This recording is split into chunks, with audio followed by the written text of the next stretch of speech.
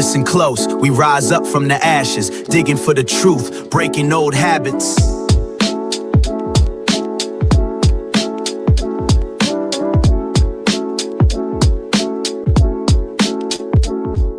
We marching with the nesters, they laid the foundation, passed down revelation, sparked our motivation. In a world of facades, we peeling back the layers. Truth is the weapon that cuts through all the fakers. Phonets in our chest, reborn from deception. Eyes wide open, no room for misdirection. Every step we take, we honor the connection between past and present, forging our resurrection.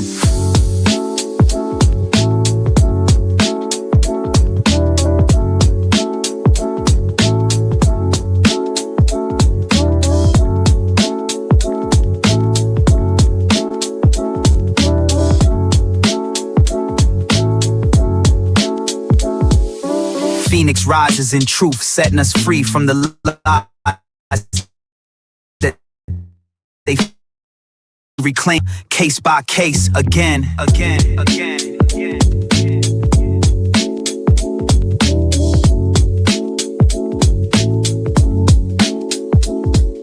We cultivate vision, planting seeds of awareness, challenge the narrative, break out of the harness, digging deep for knowledge, unearthing the hidden. Our minds are the soil where the future is written, no longer confined by the scripts they prescribe. We write our own story, let the real one subscribe. One voice becomes many, together we rally. Freedom's not a concept, it's a move and a tally.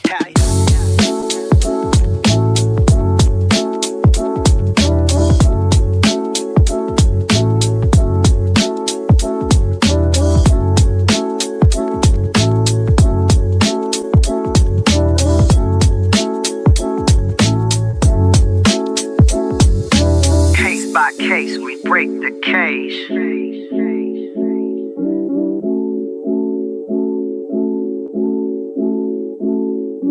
Dog by dog, we shift the stage.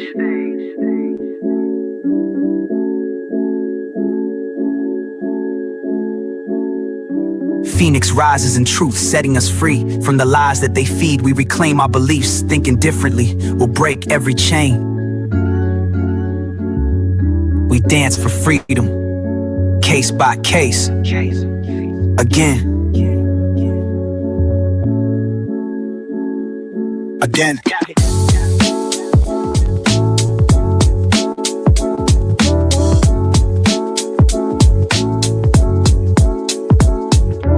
Rise up, speak out, watch the new world breathe.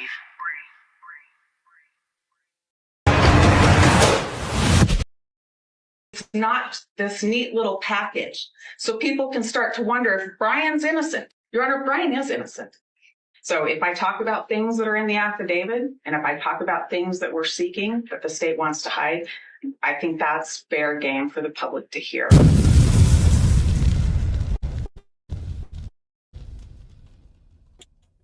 Hey, happy Saturday, everyone. I can't believe it's already November 8th. It is crazy out there on the TikTok, on the YouTube streets. And I will say, I am just so thrilled to be back today. You know, I figured I might as well do another live because we've got one more interview to go through. We went through Dylan's first interview that happened 4 days after this horrible atrocity. And then we went through Bethany's. And then now there is another interview that did come out for I think it was December the 20th of 2022. No, December 30th, sorry. And, you know, there's some questions that I have about these crazy interviews that just seem heartless. And I'm going to get right into it tonight. I'm going to ask you a few questions. They're up on the screen. Feel free to drop what you want. I know there's a lot of people here. Do me one favor. All I ask of you is to hit that thumbs up button right away. It does help the algorithm. But also at the end of the stream, drop tons of love and hearts for our mods. And also feel free to tip your host. It's that simple. I am always bringing you facts, receipts, evidence that would hold up in the court of law if you haven't noticed yet. And one of my main questions tonight as we sit around and we talk about, you know, the Idaho 4, I want to show you a video that I saw today that I thought was so amazing. I'm talking about how I like music and this and that. Well, let me grab this video and let's watch it because I really liked it. And I just want to share a little bit of something special with you.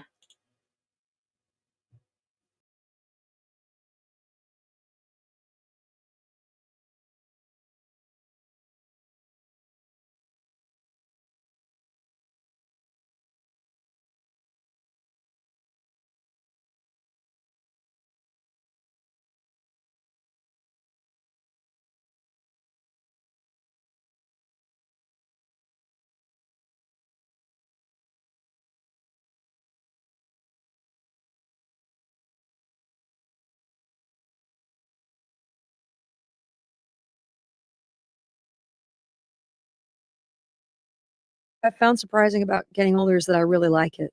I really like it. I like the way it feels in my heart and mind. I like the way I look, I like the way my face looks. I think I always believed I was older, and now I sort of feel like I'm coming into a zone that I I prefer being in. I don't think I love being young or having that kind of chaos meteor tail behind me, you know? I mean, I'm terrified of like death, and I'm not a big mortality zen person, but I do like it. I do like getting older Yeah. a lot. Do you?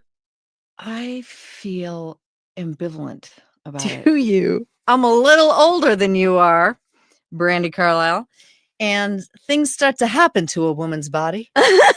And there are parts of the aging process that really suck. Yeah. But I mean, I do hurt.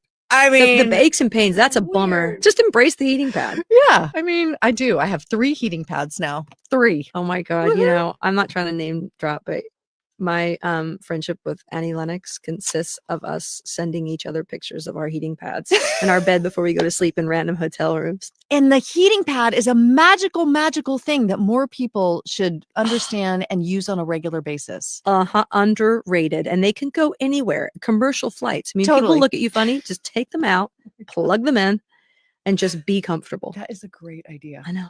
It may be the most important thing I've learned today.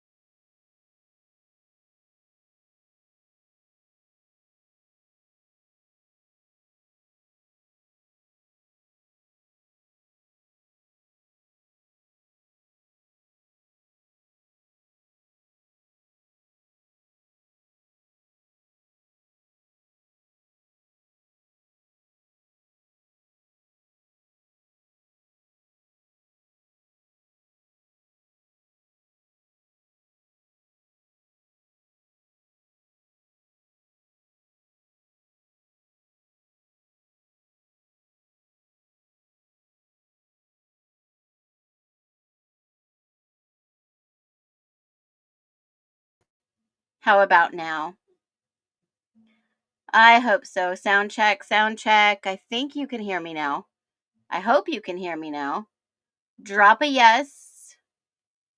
So I just wanted to share a little bit with you about the aging, of course. And Brandi Carlile is a folk singer. And growing up in the 80s, 90s, 2010, 20, you pretty much have a wide range of music taste, a variety. And I just thought that was funny, especially about the heating pad. So if you know, then you know. So just a little laughter before we get started on such a serious topic. But do me a favor. I dropped a question. Welcome in, everyone. Hit the thumbs up button for us. That's all I ask. Share the love with the mods. And let's be respectful with one another. We can debate and we can agree to disagree. But I really want everyone to look at this one question. Should DNA, genealogy, technology be allowed in court without full disclosure of lab methods and source databases? Do you think that's fair? I mean, they're always talking about getting a fair trial, but do you think the process of how they come up with this is fair? I gave you the analogy of, the cake baking. And I put up here a picture of what we're going to listen to because Dylan's interview on 12:30 is now out. And I would agree we have a lot of no's or hell no's in this chat. I mean, look, no, absolutely not. No, yeah, absolutely no way. The answer is hell to the no. Hell no, especially after this case. No. But you know what? You would not be aware of it if it wasn't for this case. Now that you're aware, this is something, I always say aware and share. This is something that needs to be shared. It should have been, there should be transparency and documentation. Absolutely. 100%. And Anonymous Reckoning said, this case set a precedent. It sure has. Dylan looks so guilty in that picture in court. I love this picture for her. In my humble opinion, allegedly, that did not win the Oscar of the year. No. Never. But I will say this. Yeah, they needed 10 commandments for IGG. They need more regulation and accountability. I 100% agree, Marissa. And I did get your email, sweetheart. I will email you back as soon as I'm done with this stream. I don't know. The answer is no, but super confused. It is not no. That's a great way to put that. A super way. I woke up about 3 years ago. Yep. It's wild because of all the evidence they had against him. They had nothing. So let me ask you one more question. On the flip side of that, here's the question. I'm going to throw it in the chat. I thought about this last night after watching another video. Did law enforcement act too quickly in naming Kohberger as the sole suspect? Or was their timeline appropriate based on the evidence they had? Did law enforcement act too quickly in naming Kohberger as a suspect? Or was their timeline appropriate based on the evidence they had? Too quickly, 100% yes, way too quick. Too quickly, yes, she didn't get an Oscar, but she got over 100K. Oh, Les, you've got a fabulous point. Yes, you did. She may have not won Best Actress by the people, for the people, but yeah, she sure took us to the bank, right? Too quickly, too quick, too soon. Welcome in, Jackie. Too quick, what evidence? Jiggle Wiggles, Jiggles, Wiggles. I love that name. I love saying that. Yep, it's like they had his name before we knew they did, or we did. Yeah, they had his name. I think they all sat around, in my humble opinion, on a round table, came up with some names because they needed to hurry up and protect the university. So the chief in Pullman threw his name out there, and bingo, bango. Everyone was sitting in on those meetings, guys. Everyone. They had to act quick. No to the too quickly, as long as they had the evidence to back up their conclusions. Good analogy, Karen. Good share. 2,000 swabs wasn't too quickly, in my humble opinion. They didn't test 2,000 swabs. Here's the thing people are not getting. No IgG sheath basic evidence rules in box of court. Example of a knife, no sheath was coming in. Thompson, never go to trial. Yep, no trial. No trial. LE peoples were quick to their way to announce it.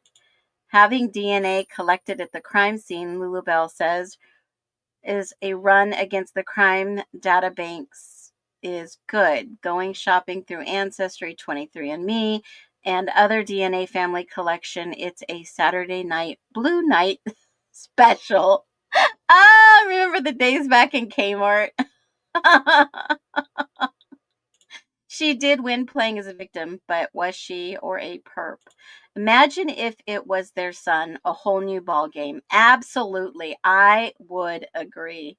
I could not believe people were going on about how it's been 2 weeks. We need a suspect. Hello. Had any of the people ever paid attention to actual crime cases? Typically within, 48 hours, 96 hours, they have some suspects. Yeah, special is a reason to not to use. They collected DNA but never tested. Or did Dylan and all her friends call into the tip line and give his name?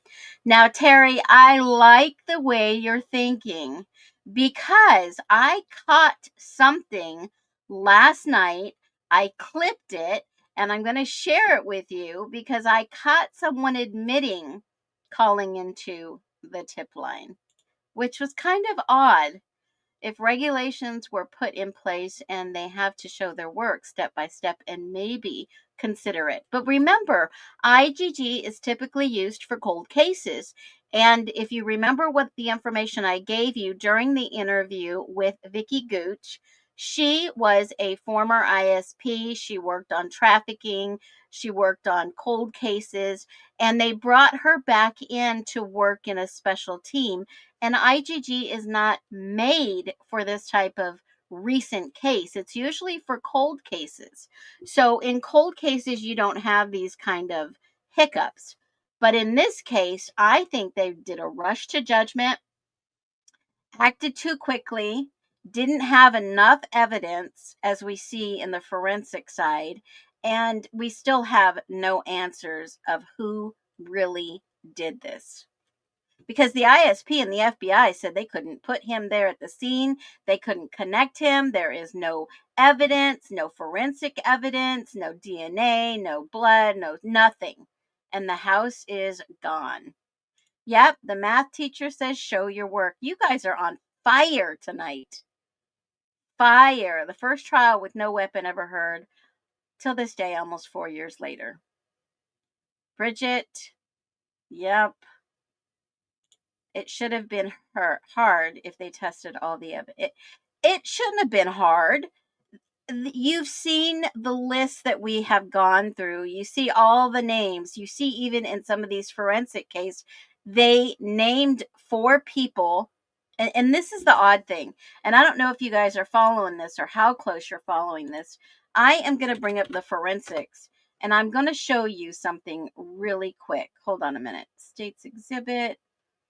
They named the 4 perpetrators, and going back and looking at the time of testing, hold on.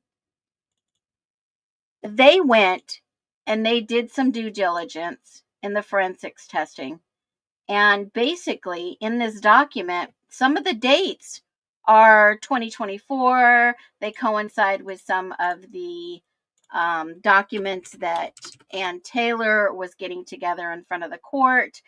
And then what you do see is you see more suspects on the case names the later it gets into the game and the testing. You see more and more redacted names. So if they went back and tested those people that did volunteer their DNA without any warrants, or people who refused or lawyered up, you see that happen too. You see that. And then you see all these redacted names that they tested, and perhaps they weren't reasonable individuals that could have obviously had anything to do with this. But here's an example I'll show you real quick. This one. So here's an example, really super quick. So it says Brian Kohberger suspect on 4/14/2023. It looks like they had two more suspects that they benchmark them against.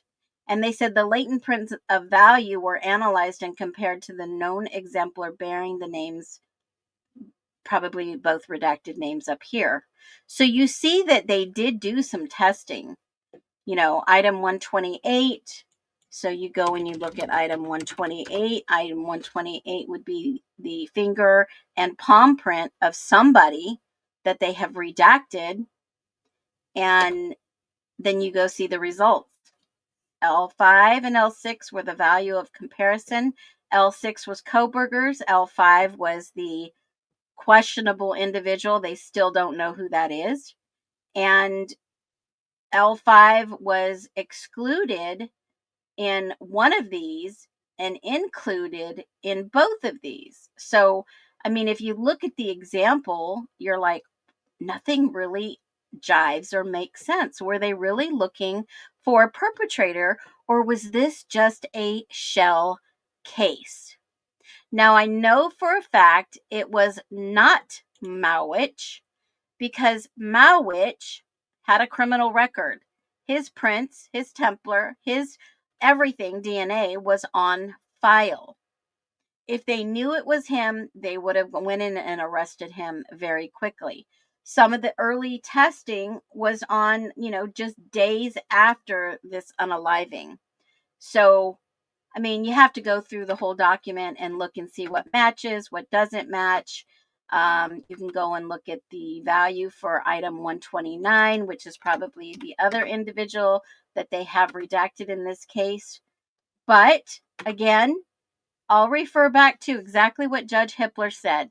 If we get all these people here, right, the defense witnesses and the state's witnesses, if we get all these people together and we get them all on the stand and we start questioning every single one of them, maybe somebody will confess. What kind of crap is that? They knew Brian Kohberger was innocent, but they let him take a plea deal. That's not justice. That's a lot of bullshit. So let's watch real quick. It's not a real quick one, I will tell you. It's quite long. I've got some really good notes on this. And let's see what Miss Dillon has to say for herself in this interview. I have some really good notes, you guys. We're going to get ready.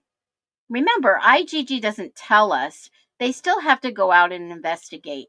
And the four brothers, I think that was just a red herring. You still have to investigate. That's what the IGGs. I stands for investigate genetic genealogy. They still have to do their homework. It doesn't take out the work that the detectives have to do. Let's watch it.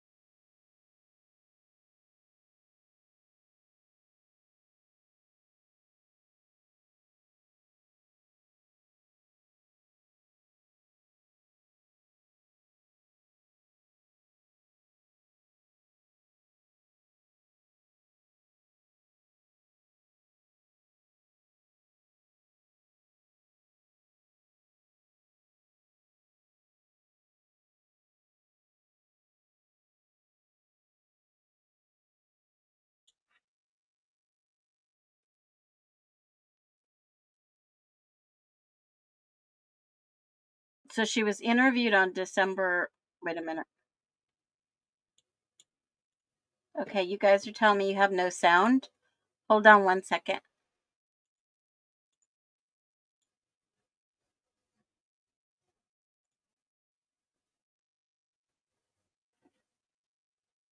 Can you hear it now?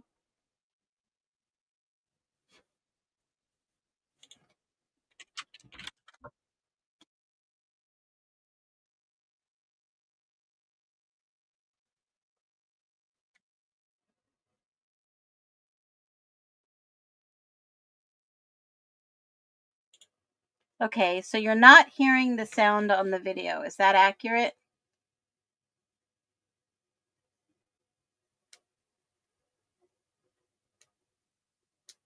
Because believe me, you really need to hear this if we're going to cover that, not the video. Okay, hold on. Let me refresh it. Let me remove it. Take it down. Let me get a refresh here. Let me turn it up. Right, no sound. Okay, let's try this once again. Hopefully we'll be able to grab it. All right. We hear you, not the video. Right, I'm trying to fix that.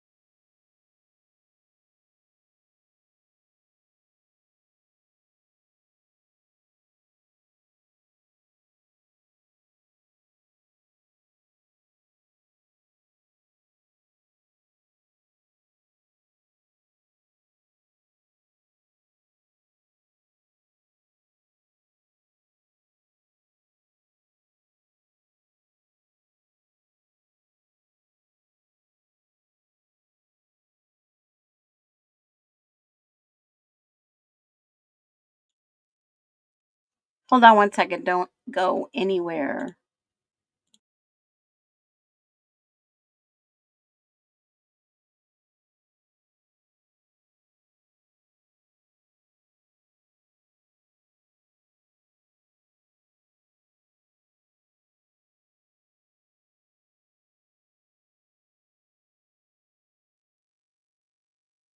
Person that you saw in this mugshot, is that the person you saw in your house? I have no clue. True crime audio. From what I remember, Have you ever seen this Brian Kohberger before? no. I remember when me and my were driving home, we had this like weird thing that was Kaylee just because of all the stalking stuff. Like we just thought it was her. And so when I think about it, I'm like, okay, well, Maddie and Kaylee are the only ones up to the bars. They're obviously very like pretty beautiful girls. We're gonna go up to them. Kaylee and Maddie are both people like they don't care if a guy comes up to them. Like they want them to leave them alone because it's like Kaylee has her boyfriend. I mean, Kaylee is talking. True crime. Maddie has her boyfriend. Like they don't really care to talk to other guys right now. And so, like just from looking at the Grub Truck video, like when before like y'all knew all of this. No, I thought it was the whole time. Serious? Yeah. I thought it was him until when I did the last FBI interview. They had said has been so cooperative, blah blah, and that Is that like, the one with Aaron when you did the interview? yeah, with Aaron? no, it was the one on the Zoom thing. Maybe that was Aaron. I can't remember. No, it was with you. Oh, Yeah. yeah. I think my mom had talked about all the media stuff, and then someone said something about how in the same exact media and that he's been so helpful and cooperative, and that made me think, oh, that was a good way that it was him. So then I was like, okay, well, shit, it's not him. Like, I don't know who else could be.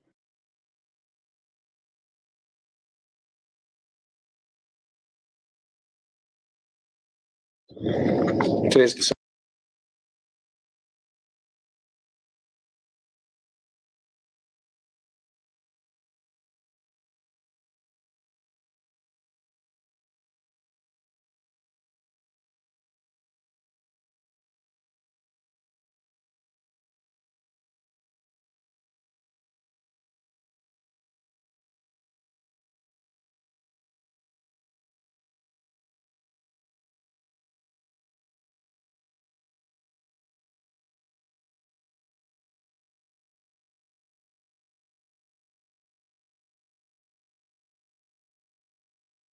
December 30th, 2022. It's 11:12 a.m. This is Detective Joe Lake for case David 22-000030, quadruple homicide, Lake Talk County, Moscow, Idaho. With me today is Detective Gary Tollison, Idaho State Police. Our attorney for. perfect. As we previously stated, you do not have to answer our questions. You are not a suspect. If there's a question that makes you uncomfortable or you just don't feel comfortable with, just let us know and we can bypass it. If you build comfort towards it later, we can address that later. Okay, but and at any given time, you can tell us, I'm done, and we understand. Okay, so we are truly appreciative of you taking time. This is interview what, 5 or 6? Yeah, it's been a lot, and we are truly grateful that you're so cooperative and helpful with this. Your attorney is present today, which is if at any time we need to stop the interview, she knows what to do. So, all right, we're going to start with the VBQ. Thank you. Very long form. The first question on here is your relationship to the victims, how long you've known each of them. So you've known Zana since August of 2022. Can you tell me? Well, August 2021. I joined my freshman year, which would be August 2021. Okay. Zana and Maddie Zana's a grade older than me. Maddie's 2 grades older than me. I met them through there. I got close with Maddie because big is Maddie, and so me and go over to Maddie's house all the time. I didn't know Kaylee at all really until that following spring when I met her the first time. Maddie had told me, Zana, and Kaylee that we're all gonna live together. That's when I met Kaylee, and then I got to know her more this semester. I didn't know. I knew Ethan and Zana were dating, but I didn't really know Ethan at all until this semester when I first met him. Yeah. Okay. You actually just answered all of those. Sorry. No, you're great. That's great. I appreciate that. No, that's perfect. So you have a pretty good relationship with your roommates, with your friends there, and we'll talk more about that as we progress. You already know the questions. You already answered them all, but we'll just kind of progress through this. Last contact with them, you saw them at the party. This is for Ethan, that is, on the 12th around 10:30 p.m. And I think that's consistent with what you've previously stated in your interview. Yeah, so I know, I went to the camera, but I don't know exactly the time that I last saw them. Okay. And then Kaylee and Maddie, you were hanging out with them, and I'm just going off of my memory, hanging out with them upstairs for a little bit. Yeah, in Kaylee's room. Yeah. And that was about 2:30 in the morning. Yeah. Went back to bed, so that's last time. What were y'all talking about? They just got back from a club. Yeah, we were all a little bit drunk. Kaylee and Maddie got a grub truck, and Maddie kept taking Kaylee's grub truck. So there's a video of me and her, and we're like, oh, should we go get grub truck? And we're like, well, no one can drive. So we were debating texting the Uber driver. We knew him really well because we Ubered a lot, and so he knew most of us. Okay. So that was our last conversation, was deciding for. That's why you were calling or texting. Yeah, the Uber driver, he knows us pretty well. I gotcha. Okay. It sounds it's a really unfortunate reason why we're meeting today, but feel free to fondly recall like we just did, because sometimes it can be helpful. Mm-hmm. All right. So sorry that's the last time you saw him, but it sounds like that was a good time. Yeah, it was a good time. Good. The next portion is kind of family and background on the BBQ. And you actually know someone for each of them, family members and whatnot, which is great. So for Ethan, I've had the opportunity to meet both of them. What do you think about them? I think they're both really nice. I know Ethan is bigger sometimes because I know they were both very protective of me because I was like their little sister, and she's really nice. Her and Dana were pretty close, and her and her friends come over to our place all the time, and she was always super sweet and super nice to us. But I don't know Ethan or their parents' names. Okay, and that's all right. Out of Ethan and which one was kind of the more dominant? I wouldn't say me, just because she was they're younger, always kind of they were more protective of her. I don't really know which one was more dominant, Ethan. I knew Ethan a lot more than I knew from what I've seen, maybe Ethan, just because I guess people that I know knew him more, I guess. Okay. No, that's fair. Yeah, I don't really know. For Zana, you know her father's. Have you met him? Yeah, for Parents Weekend, he met my mom. He was super nice. And also Parents Weekend came up and visited. I think that was maybe first or second time I've seen her. I don't know if she's came over to the house before because she's only 30-ish minutes away, but she came over for a little bit for Parents Weekend as well. Do you know where she came from? Wazoo. I think she's well, I don't know for sure what sorority she's in. So I've yet to meet, but I hear she and Zana look a lot. They look a lot alike, and they always denied it. Zana kind of got annoyed when I said they looked alike. So even their father had told me a time or two, he actually got them confused. Really? they look a lot alike. And you know that Zayna, you wrote down here that both Zayna and Ethan were in a relationship. Yeah. Pretty good relationship. Yeah, they're pretty good. I think it's about a year. They're both very similar. They're like very goofy. Like if they're there, that's like when we go to parties. If they were there, that'd be fun. Like that's how they were. And everyone knew Zayna. Like all of you, I knew her, and then obviously everyone knew Ethan because he was dating her. So they know Ethan by association. Yeah, I mean, I didn't even really know him until I met Zayna, and people probably knew him beforehand because he was. But yeah. It's interesting. You're not. Everyone tells me that same thing. It's just they're just a lot of fun. They kind of life of the party, and you know when they show up, things are gonna get a little more fun than they've already been. So, for Kaylee, you knew that she had a relationship, and it looks like now I don't know if we know that there was something between her and. But can you tell me a little bit more about her and relationship? I know like after Kaylee broke up, it was very mutual. Like there was no hard feelings, and he still came over and hung out. Kaylee had just been kind of talking to me. I don't know if they were like officially made it something, but I knew she would stay over at his place and pick her up every now and then. And they ended up talking, but I don't know like how serious it was. Okay. Didn't ever come over and just hang out with Kaylee or I hang out don't at the know. house? He like when we have parties at our house and we have a lot of so he'd be over quite a few times, and I know him just from U of I. But I don't think he ever like came over and just hang out with Kaylee. Okay. And then also like for through a sorority like Greek life and stuff. So I don't think he ever just like hang out with just Kaylee at our house from what I know of. Okay. Now from what I understand, they're pretty tight. Yeah. Okay.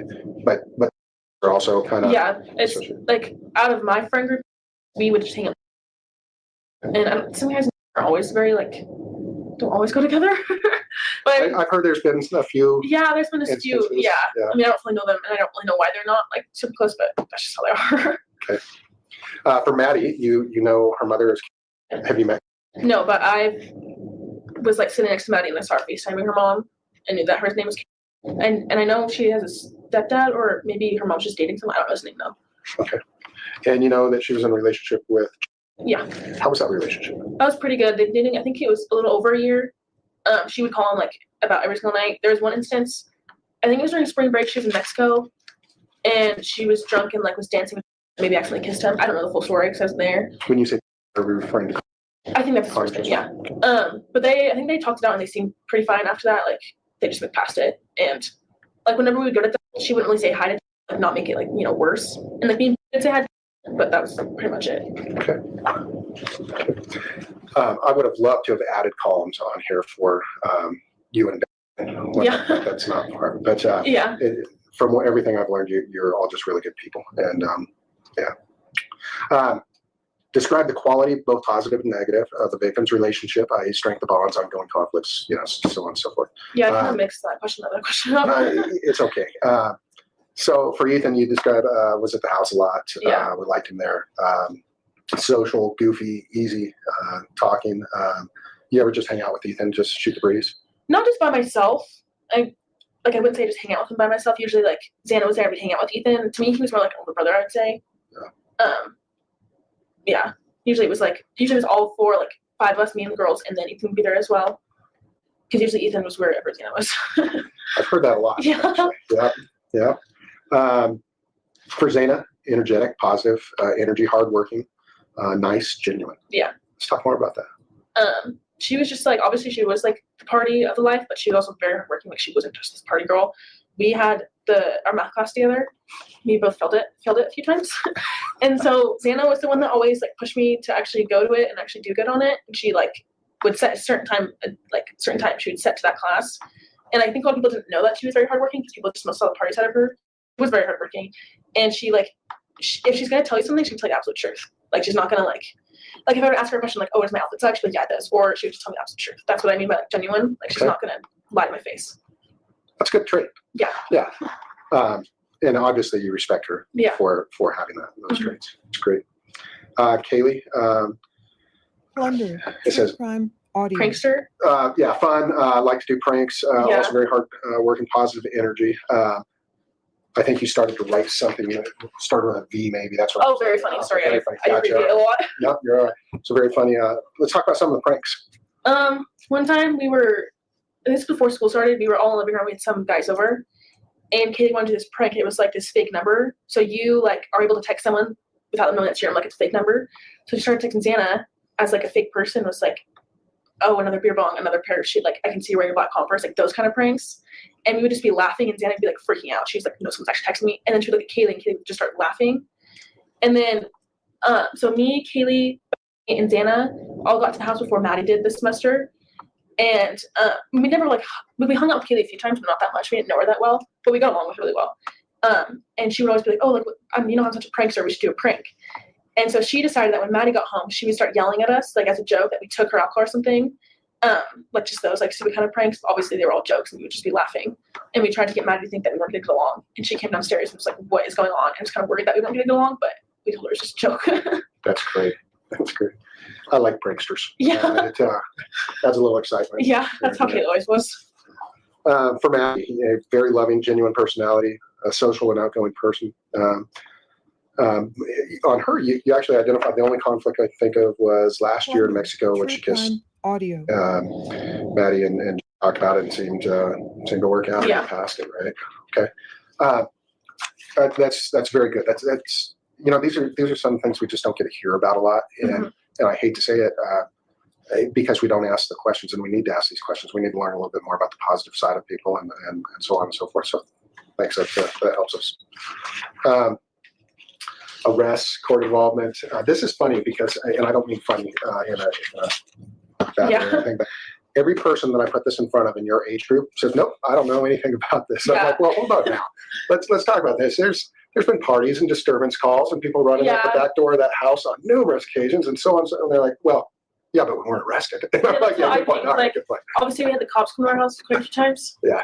And usually it was like Kaylee or Maddie would talk to them because they were 21, and me and Xana were always kind of scared. But from what I know, there was no like arrests. I don't know if they ever got like tickets or anything. Right. I don't know like about that kind of stuff, and like no like arrests for drug use, alcohol use, that kind of stuff. None of that I knew of. Good. You know, yeah. We all have our youthful indiscretions. Yeah. I openly talk about this because it's funny. When I was in college, I paid my rent by having keggers. I was a business major, right?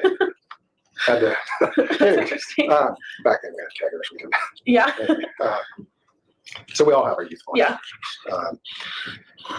Describe victim's personality. For Ethan, you have really good relationship. He and Xana have really good relationship. Been dating almost a year. There's not much there. Well, there's nothing for Xana, and I assume maybe that's because that was just because they were together. Okay. For relationships. Okay. For Kaylee, she and Joe broke up, but it was mutual. Yeah. No hard feelings. And Kaylee co-parented Murphy.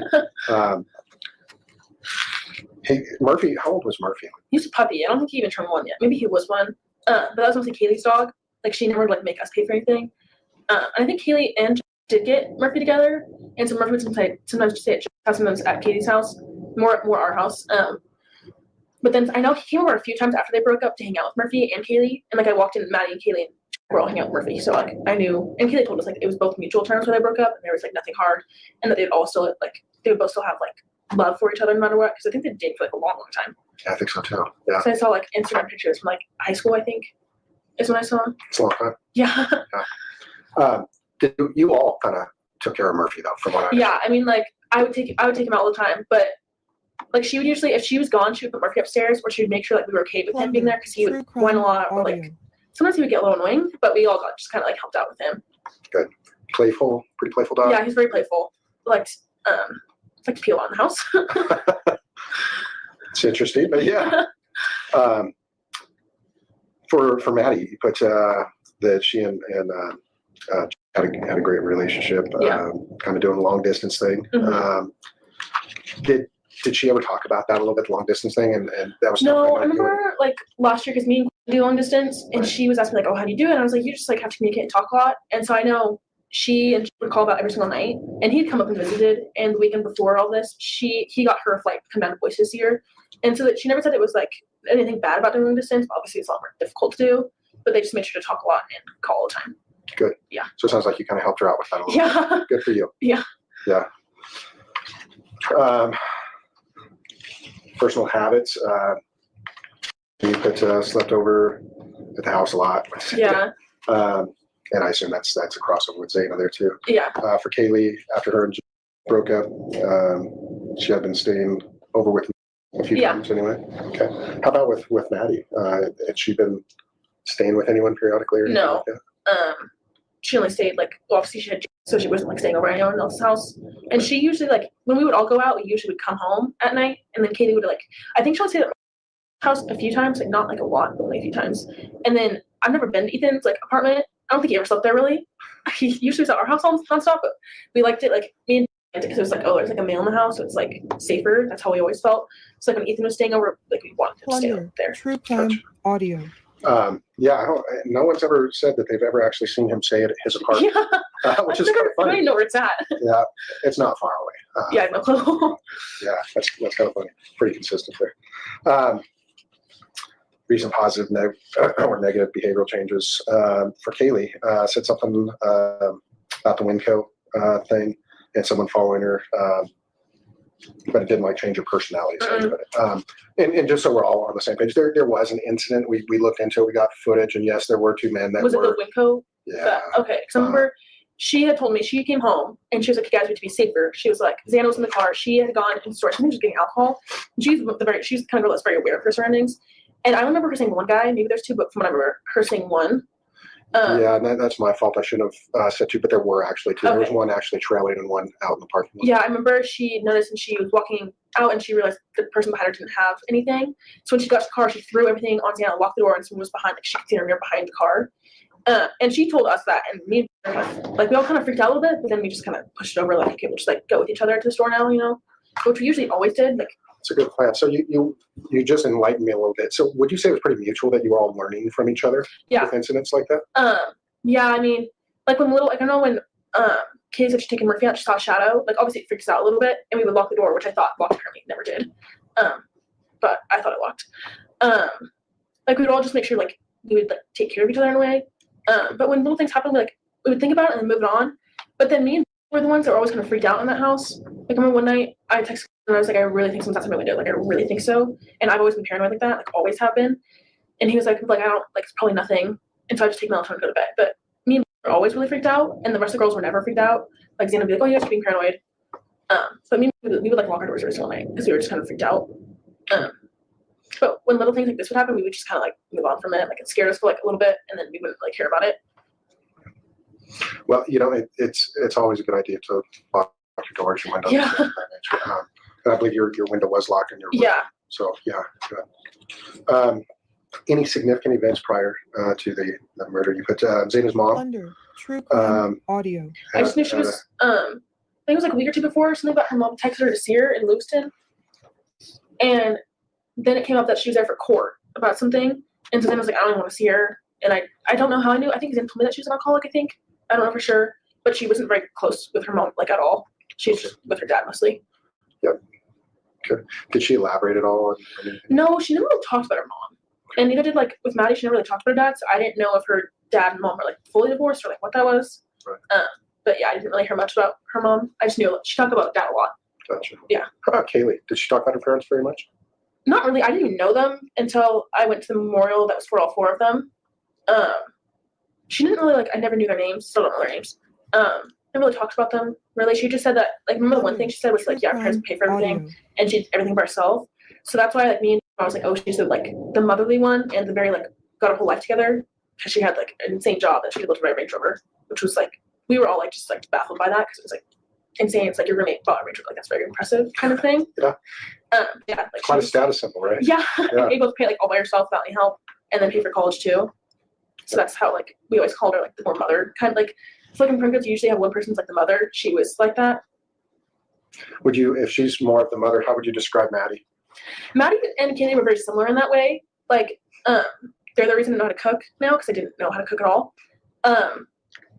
Both I remember one weekend, Maddie and Katie left, and me and Xana were in the house, and Xana goes, "Apparently the moms are gone. We can do whatever we want," as a joke.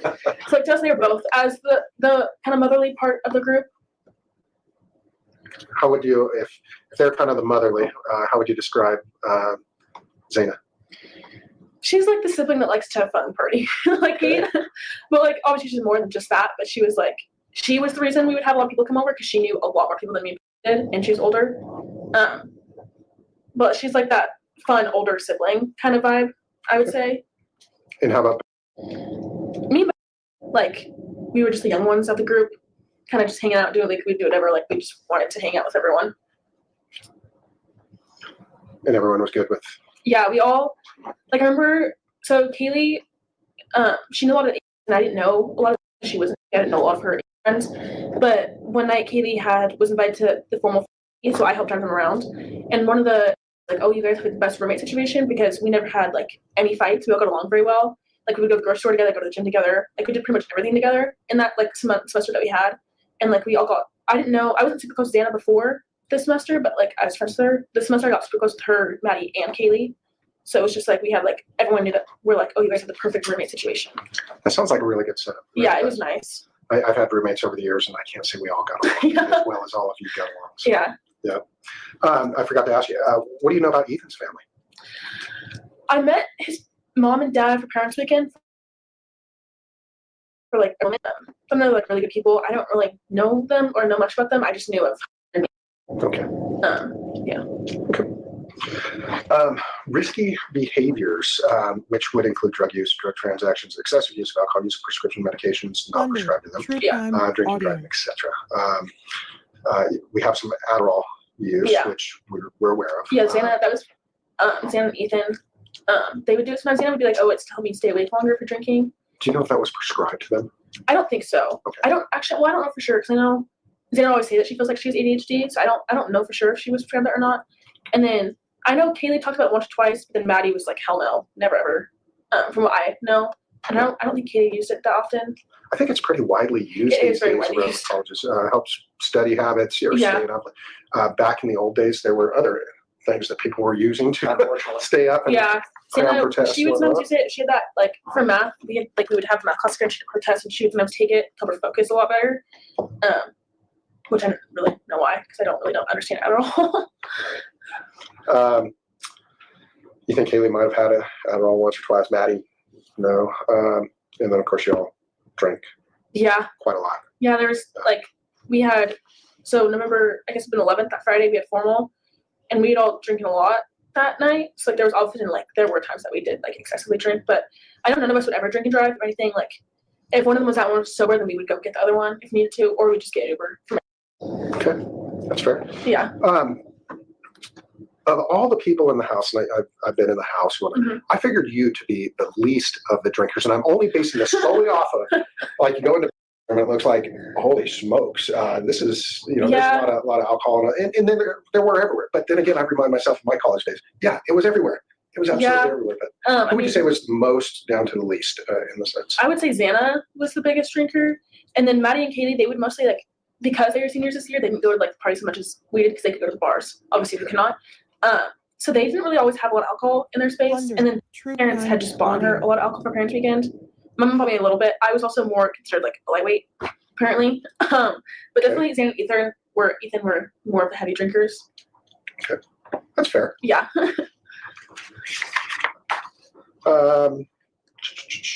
Daily schedules. This is kind of interesting, but for Ethan, you didn't really know his daily schedule. What do you know about his daily schedule? What would be his routine as far as you know it? Well, and I know he didn't have a job. He obviously had his frat stuff. So they would have, like, meetings and stuff he'd have to go to. I know he took classes, but, like, I didn't know his exact schedule because I'd be leaving, coming back, and he'd be gone or still there. Like, I would never really ask, oh, what's your class schedule kind of thing. Okay. And then for Xana, she usually, so her and Maddie worked at Mad Greek. They sometimes had the same shifts and those different ones. Xana she'd usually do afternoon, like 5 o'clock shift, or sometimes during the weekends, like on Saturdays, or other days she would do earlier shifts. So there wasn't, like, a set schedule really for that. And then Maddie, she had her internship, which was from the summer. I don't know if it was the same internship she had this semester. I don't remember what the name of it was, but she usually had, like, in-person Thunder, classes pretty early, like at true 9. crime, audio. And then she would have her internship job, and then she'd work at Mad Greek usually later in the day. I think she usually only worked, like, 1 to 2 times a week. Okay, so really part-time. Yeah, part-time. Yeah, okay. And then Kaylee. I don't think she ever, this year, I don't think she had any in-person classes. I think she might have taken 1 or 2 maybe online. I don't know for sure. And then I know she worked at home for this business, because she talked about a lot of her, like, meetings and stuff. But I don't know what the business is called. She just had, like, the last guest bedroom that had like the little treadmill thing in the office. Maddie and Kaylee had put that together. Oh, downstairs? Yeah, downstairs. Okay. The guest bedroom on the right when you first walk in, that one. I think Maddie would mostly use it, but I think Kaylee did use it sometimes for working, but she also had her computer upstairs. So I know Kaylee just had her job. I don't know if it was an internship or full job, but I know she got paid for that. And I don't like know her schedule for that really. Okay. Was working?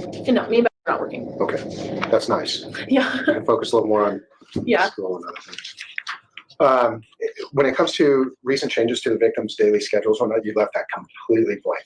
There was nothing ever different from what I remember. Like nothing changed. None of them like quit their jobs or anything. Okay. The one thing I do remember is Kaylee had talked about moving to Texas. If there was a few, I think it was Houston, Texas, Santa Barbara, and there's one other she talked about.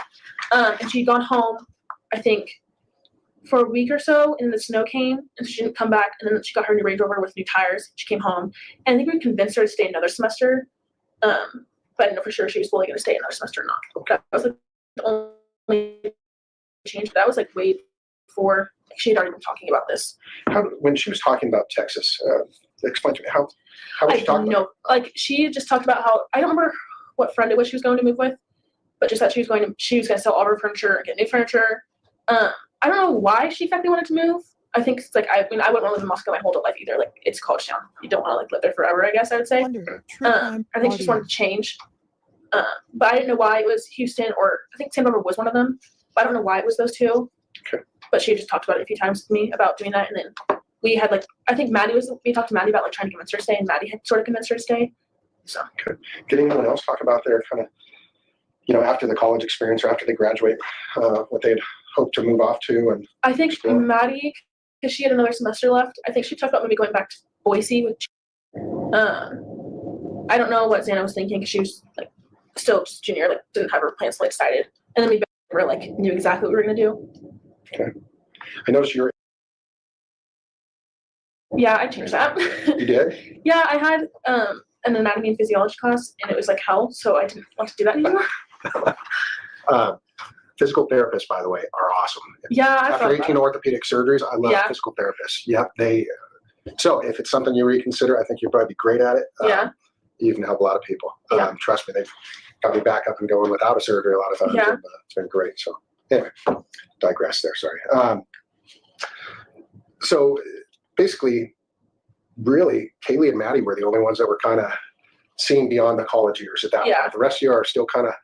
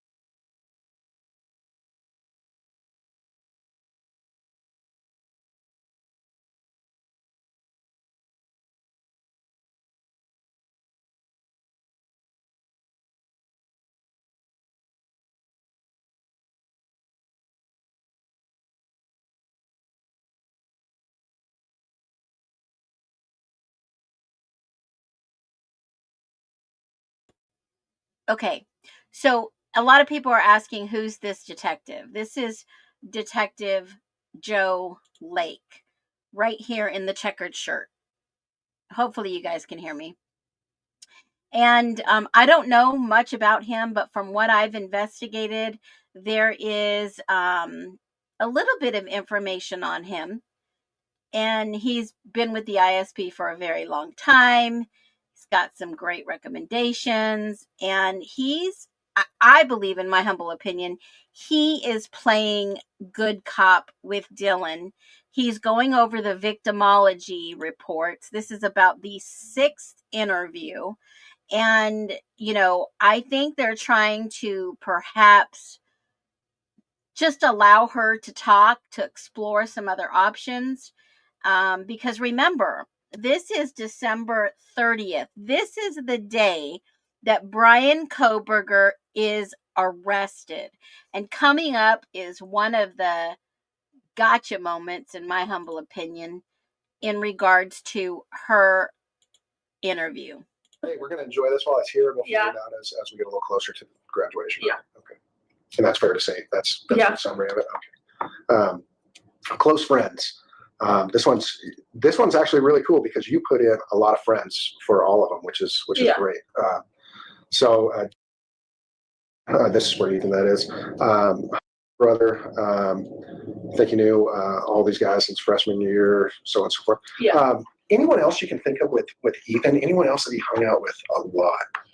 No, those are just always like frat brothers. Those are the ones that I know mostly of that would come over to our house a lot. I can't think of like anyone really else besides like outside of that main group. Okay. I feel like mostly frat guys that kind of stick to their own frat. I don't really know why, but that's just kind of how it is sometimes. Right. Okay. I generally don't add names or whatnot, but does a person with the first name, does that ring a bell at all? You ever hear anyone talk about it? What's his last name? I know that because we would go to apartment all the time. At Simkai, he's another one that we hang out with. He's blonde. Yeah. I believe, yeah, that one. He's super nice too. Yeah. He hung out with us a lot of times. So that was also another close friend of Ethan's. Okay. Okay. Yeah, he seems like he was pretty close to him. Now, is that Hunter Johnson that she just said that they're talking about?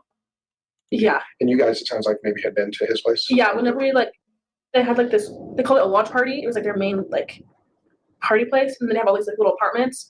And Ethan didn't have one because it was grades, I believe, so he had like an apartment out there. But we would go hang out in the room, which I think was, I can't remember fully, but we'd go hang out there all the time with some of those guys and with Sienna and some of her friends. I think it's mostly the only apartment. I don't know if I put in that apartment or if it was a different one. I can't remember really. Okay. His brother. Yeah. Okay. For Zaina, you put both. Yeah. And close with me. When we are talking about which? She's my so last year it was like Xana, I believe they all lived together in a place called Shark Tank. But Xana was super close. I forgot about that one too. Xana and Ellie were super close, and then also Xana were pretty close. And she had a lot of other friends, and like she knew a lot of girls from different sororities. I mean, I don't remember all their names, but she had a lot of close friends. And she had a friend named that did them for all four of them. I don't remember her last name though, but I know they were really close. Okay. It sounds like maybe was close with a lot of you. She was close with a lot of us. She lived right across from us in the Whites. Would you say that out of all of you, all six of you in the home, or at least the five of you, was probably the one that was connected with all of you, or would you say there were others when it came to friends that had an association or connection or friendship with all? I guess you could. Yeah, I would say I knew all of us. I guess she didn't really know Kaylee as much. Me and we were the only ones that knew our friends and Kaylee, just because Kaylee was she's also an older. So mostly just me that knew Kaylee, all of them, and the other as well. But I knew Xana, Maddie, me, and really well. Okay. Can you think of anyone else that had that commonality? Of all of us together? There's probably, I'd probably say she was also, but she also knew Maddie and Xana pretty well. I didn't know her especially well, but she knew, and I've talked to her a little bit. I'd say there's probably more that knew all of them, but I wouldn't say they necessarily know like me and very well as well too. Okay. Okay. That helps. For Kaylee, but Maddie was her closest and best friend. Maddie, is that for Maddie? Is that okay? They all lived in the house before us, and they all graduated last year. Okay. And you don't know of any changes to friends? No, recently? they like once I talked to them, they are always super close, and there was nothing like any like bad blood, I could say. Okay. And this question is basically discussing fear, concern, or discomfort with a person or situation. And Kaylee's the only one you responded to. And that was the Winco incident. And then Murphy as well. And just thought she saw a shadow of someone. Yeah. Where would that have been, that shadow? Where would you have seen that at? I think from what I remember is like when she took Murphy out, it's like if your back's at the sliding door and you look to your left, there's like those bushes over there. Yeah, with a little That bit of always freaked retaining me wall. out. Yeah, and there's like a neighborhood behind there. I think that's what she was talking about, but I don't. Maybe it was like in front of her. But when I thought about like when I envisioned it myself, I was thinking that backside because that always freaked me out. That's why I got Isn't that where your window back? Yeah, that's what freaks me out a lot. It's like Okay. someone could just walk up the neighborhood and go right to my window. That's why that window was almost always locked because it really freaked me out. Okay. But I'm gonna guess that's maybe where she saw it from. I don't think it would be in front of her because that's where the house is, like right down there. Like if you're looking, your back's at the sliding window. There's like the house down there, and there's one farther down there. Yes. Yeah. Yeah. I know what you're talking about. Okay. So I think it was memory of that. That Kaylee was not freaked out, was scared or called you guys. Where are you? Kind of. I don't really remember the full thing. I don't know if Kaylee told me this or Beth told me the story. I don't remember when she fully. I know it was like a few weeks before all this happened. I know that. But I don't remember. Like I don't think I was with Kaylee when she told me that. I think I told me, but I can't fully remember if Kaylee told me or Beth told me. And was there obviously a discussion because this kind of scared everybody? Was there a discussion of besides the shadow? No, just like that. She saw a shadow and it kind of freaked her out watching her. And then she just like I think closed and locked the door. That's all I remember of it really. Do you have lights in the back? Are the lights working in the back? No, but we had put there was like those. I think we put twinkle lights. I think. Okay. Are the lights working in the back? And she says no. Now I know I'm not the only one that knew the night the lights were on. Weren't they on? I feel like the Mandela effect here. I believe they were on.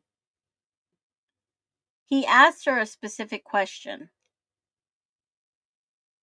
He asked about the lights. And yes, allegedly, when you go to getting out, sending Brian an email is no longer an option. So something is going on. And, I had a source that lives in Pennsylvania, can access the gated community where his parents live. And basically they say that the parents haven't been there since probably a couple of days after the plea deal. So those string of lights that he's talking about, the lights were all on in the house and in the back. I thought so. I remember seeing plenty of pictures. I don't know if they were still there at the time, but I remember we put them up so like when we were outside having parties, people could like see out there. And there's like one little light. I don't know if they're broken or if it was just very, very dim, but there wasn't like very bright lights except for those twinkle lights we put up. So when you looked out your window, you really couldn't see out the back? No. Okay. And I hate looking at my window because I freaked me out. I couldn't do that. I noticed on your window, by the way, you had it like lined with plants and other things that could be knocked over. In my words, my opinion. Is that why you had them lined up there? No, I just like one of my plants to have sun. That's because my mom had bought me a ton of plants. I just put those there. I didn't really think about that. Oh, I was thinking, wow, you're really sharp because you put things right in front of your window that if someone tried to crawl through your window, they would knock them over. Yeah, I made sure that window was locked and stuff. I think I was more scared that someone was gonna like smash it open. Okay. That's what I was freaked out about. Because I talked to Quinn about that. Like I was really actually freaked out about that all the time. When it comes to anyone that had conflict or experienced conflict with him, you stated everyone liked them all. Yeah. Think of a person. There's no one that was like, from what I know, I've seen people, no one was like, oh, they're coming, or like, oh, you're friends with them. Like, there was never anything like that. Everyone loved all of them. Like again, the only conflict maybe was like Maddie, but that had been like gone over. Like it didn't really matter. Right. Do you think that they had an ongoing relationship? And I'm not asking you if you know. I'm asking you if you think. I don't think they did. Okay. Just from the way the way that Maddie would talk about, I feel like you can tell the person like really cares about a person. Like she would like just like smile and be so happy talking about Jay. And she felt bad about the whole situation. Like it just like it was a mistake, move past it, that kind of thing. So from what I think, I don't think they had an ongoing relationship. Okay. Thank you. That helps. Romantic interest in the people. Yeah, you put Kaylee. Okay, bye, Ink Mama. Later. Love ya. For Kaylee. For Maddie, you put. But that may have been resolved, right? Yeah. That's about it. You don't have to answer this yourself. Did you have a romantic interest? Yeah, my boyfriend been dating for like 2 years now. Okay. Anybody else? No. Okay. I mean, you're young. You're an attractive young lady in college, but no. No. She had been talking. I guess not talking, but like hanging out with. I knew him from high school, and he was one of my friends in high school for a little bit of time. So down in Boise. Yeah. Okay. And so when they started talking, I was like, oh, like it'd be really cute if you guys start dating, because I liked him for her. But I don't think they ever really like dated. They just hung out. Okay. And nobody else that you can think of had relationships outside? No. Well, I know. So before Ethan, Xana had Plunder. kind of did. Crime audio. Ethan kind of had like some disagreements sometimes, like just like I don't really know. Are they both Sigmas or is he? No. Yeah. Ethan is. Okay. And so Xana wouldn't go over the times, and Ethan would be kind of wary about it just because he was there. And Mason didn't. I don't know if he was just like jealous of Ethan that he had Xana, or like whatever it was. I never really talked about it because I just was like, it's not really my business. I'm not going to put myself in that. So that was like the only other I guess romantic interest that Xana had before Ethan. Okay. And you don't know of anyone that was like maybe romantic after any of your friends, that it wasn't mutual, like someone maybe popping in where they work periodically or doing anything? No, I don't think so. Usually like we would talk about that kind of stuff, and I feel like they would have like said something if something like that happened. Well, I guess we had like Halloween, and I can't remember his last name. He was saying some weird comments to Kaylee. I don't fully know what like just weird like flirty comments, but it was like that one night, I think. I don't think it was ever more than that. I think he was just drunk and being annoying. Okay. What's a weird comment? Like just saying, oh, like I'm better than Jack, like that kind of stuff, very flirty comments, like just not something you would say if you don't know. Like I know like he didn't know Kaylee that insanely well. Like he knew of her and like we would all hang out sometimes, but I don't think he knew Kaylee like that insanely well.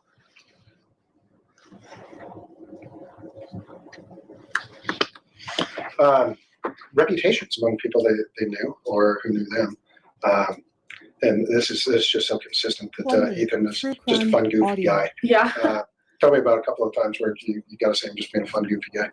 Well, there was one night, it was Halloween, and me and my friend were doing one thing too. My costume was broken, so I was kind of drunk and pissed off. Not at anyone, just myself.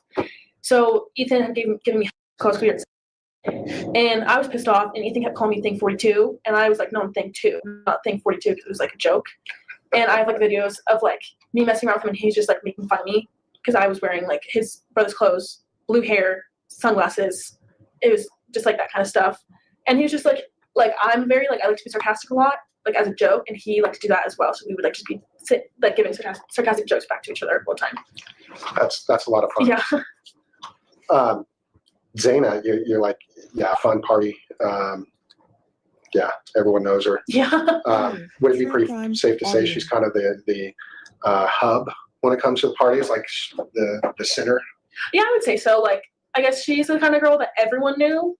So it's like, I guess you could say hub. I don't fully know what hub means, but more of the center of attention, maybe, put it that way. Like if she's there, people just naturally gravitate towards her? Yeah, I would say so. Okay. Like if Xana's there, like you want to go and say hi to her and hang out with her, like that kind of thing. Okay. Kaylee, you didn't really know until the semester. Tell me a little bit more about Kaylee. What do you think about her reputation or how people perceived her? I guess like I don't fully know her reputation because like throughout our roommates we knew her as like the funny, like fun one, I would say, but like because she knew a lot older, I didn't know those girls, like I knew of them, but I wouldn't say like I knew what they thought about her exactly, so I wouldn't know like her full reputation. But like with us, like we knew her as like the more motherly kind of friend that like had her whole life together, that like to joke around all the time, that kept us like she was the one that kept, because we had chores we had to do, and she was the one that would make sure that we kept on chores and that kind of stuff. So that was like her reputation to us. And she never really went out, like when I knew her, when me knew her, she didn't really go out to parties because it's like once you're a senior, you don't really want to go to the frat parties, I guess. So her and Maddie would be at the clubs all the time. So I guess I wouldn't really know like her reputation with other people exactly. Okay, that's fair. How about Maddie? Let's talk a little bit more about that. Sweet, gentle. Yeah, she was like, I guess everyone would say what she was like the cute, like very loving person. Very gentle. I don't think I've ever seen her stressed in my life. Like she's the kind of girl that like if something bad happens, she finds positive about it. She was that kind of girl. And everyone knew her as well, like as like the cute, nice girl. That was mostly her reputation. Okay. How about? I would say it's the same. And Maddie are very much alike, like very cute, gentle. Like I've never seen Maddie mad. I don't. And they're big and little. Yeah. Right. Yeah. I've never seen like any of our roommates mad ever. Like I guess like people get frustrated, like saying frustrated about math, but I've never seen them like mad or frustrated about anything. A lot like Maddie, just like the wants to have fun, like nice, loving person. That's good description. Yeah. How about yourself? How would you describe yourself?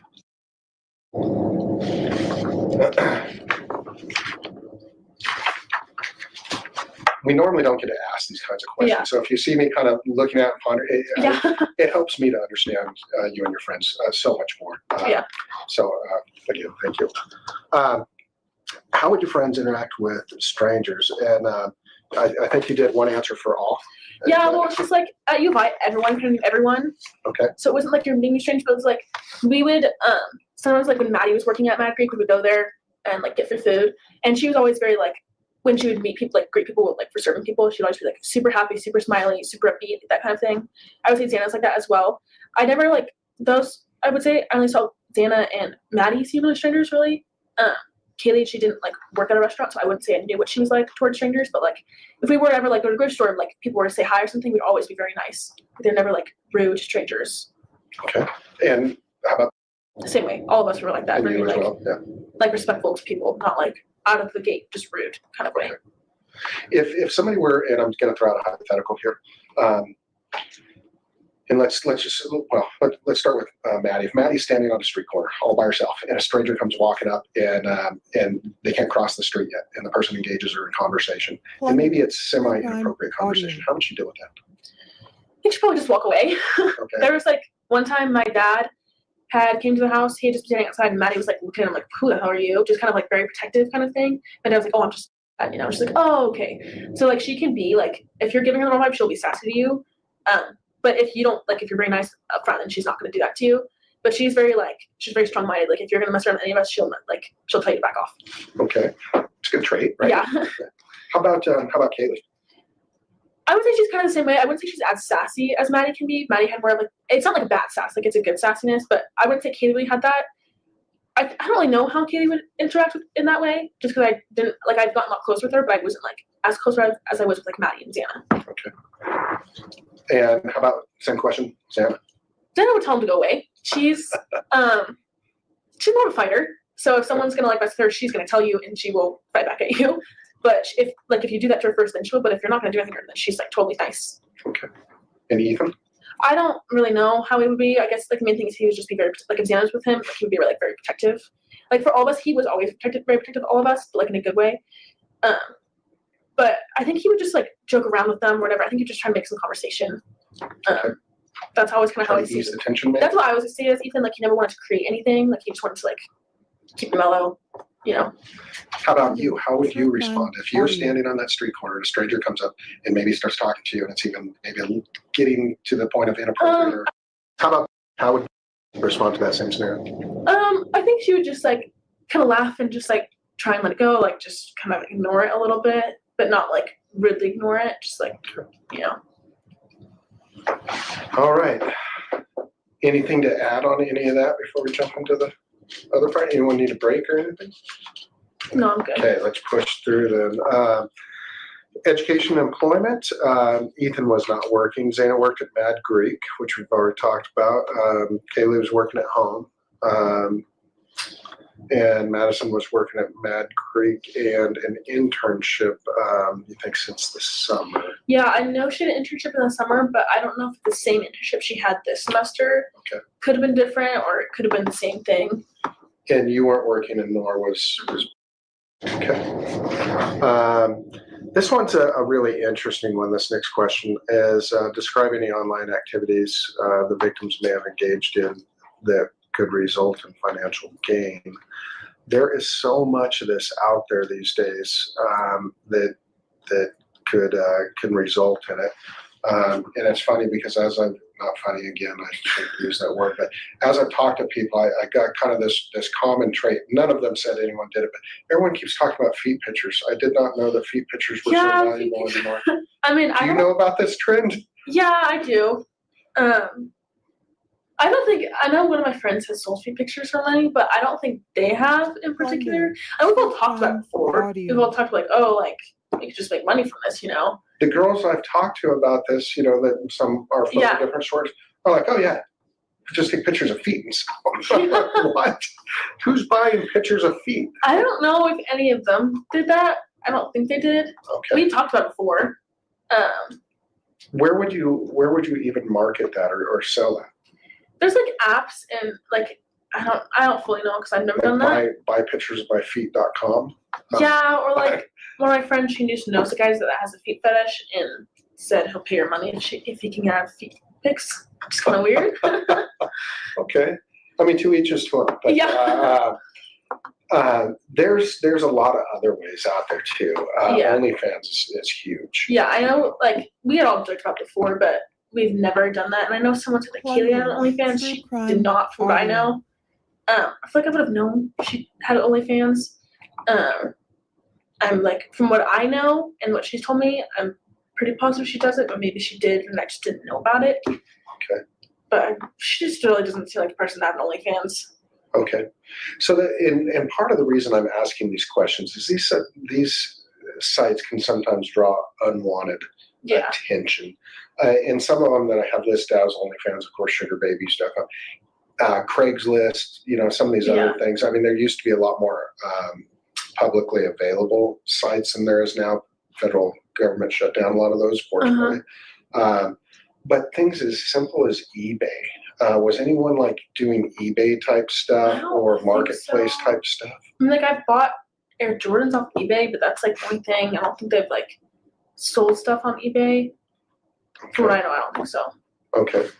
I noticed all of you are very photogenic in your social media stuff. Yeah. And there's a ton of that out there. Yeah. You obviously know what a media or a product influencer is and all these other things. I'm just learning all this stuff. Yeah. I don't do any of that stuff. But I got this really good intel analyst that works in my group for me. And she's the one that goes out there and finds all these things for me. And she by the way, commented on you and your friends. Thought you were all very lovely young ladies. Great pictures out there. She could see that you all had a good relationship. I noticed that at least two, and I'm not going to use the names, were putting themselves out there a little bit more than others. Did they have open and which two I'm talking about? Mm-hmm. Okay. I'm gonna guess Kaylee or Maddie. Yes. Were those open source? I mean, were they open to the public? Could anyone go out there and look at those? Were they? Because here's where I'm going with this. Is this intel analyst who's working with me? She is really good. She's like, these girls should have been influencers. They had enough following, yourself included one. They had enough following, enough, that charisma through the lens of the camera and whatnot to be doing products and other things. She's like, I don't know why they weren't. And wait, was that something you all ever even talked about doing? I think a lot of girls talk about that in general. Like, I think it would be fun just to earn money from posting pictures. Like, that would be amazing. You don't have to do anything, just post pictures. I know Maddie did. She would take pictures for a swimsuit brand, and I think she would make money from that. I know that. That was only a few times kind of thing. Like, I know she had a picture from a while ago of her with the swimsuit for that brand. I don't think Kaylee ever I guess all of us we would post a lot just because that's how we are nowadays. But it wasn't to make money really. I wouldn't say so. There wasn't an end goal of possibly being an influencer or a product sponsor or something? No, I mean, we all talked about how fun that would be and stuff. Okay. And Maddie had a Pinterest account where she'd post photos and she had a lot of viewers.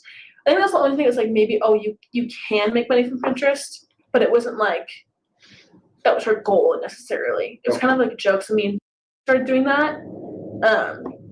It was more just a joke. It was whatever, So you'll have to excuse me for my social media current ignorance about this stuff. I always thought Pinterest was recipes and how to build furniture. Yeah, now it's I use it for outfits and eye makeup, that kind of stuff. It's kind of changed. So some people just use it for recipes, some people use it for inspiration. Okay, so I had to go venture off and take a look at the Pinterest, and I will tell you, I don't think some of these pictures are for buying clothes, in my humble opinion, there's a couple of racy pictures out there. Has anyone seen these? Trigger warning. All right. Now, I don't think that this is a picture per se of buy this purse. All right. Now I know it's labeled modeling. I get it. But, just a little curious here. And what is up with this? Right? I mean, if you got it, flaunt it, if that's what you're looking to do. But I don't think, in my humble opinion, some of these are selling clothes.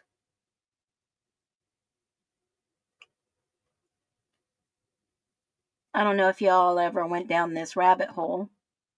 Bethany's in some of these pictures on Pinterest.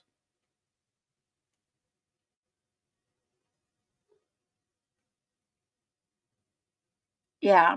I think maybe he was kind of trying to get some information out of Dylan that maybe Dylan just didn't have. So, yeah. Okay, let's listen to the rest of this interview. Sound good? Let's do it. Okay. So it's pretty widely utilized for a lot of things, and it can be one of those pay sites, right? I think it's like, Instagram that do like brand collaborations. I think you can do that, but I know Maddie wasn't doing that. Okay. And you don't know of any other activity that? No. Okay. That sometimes can really be kind of helpful, if we know about some of these other activities. I don't want this to come off sounding weird, but everyone has a dark side to them. And what I mean by dark is not malicious or evil or anything.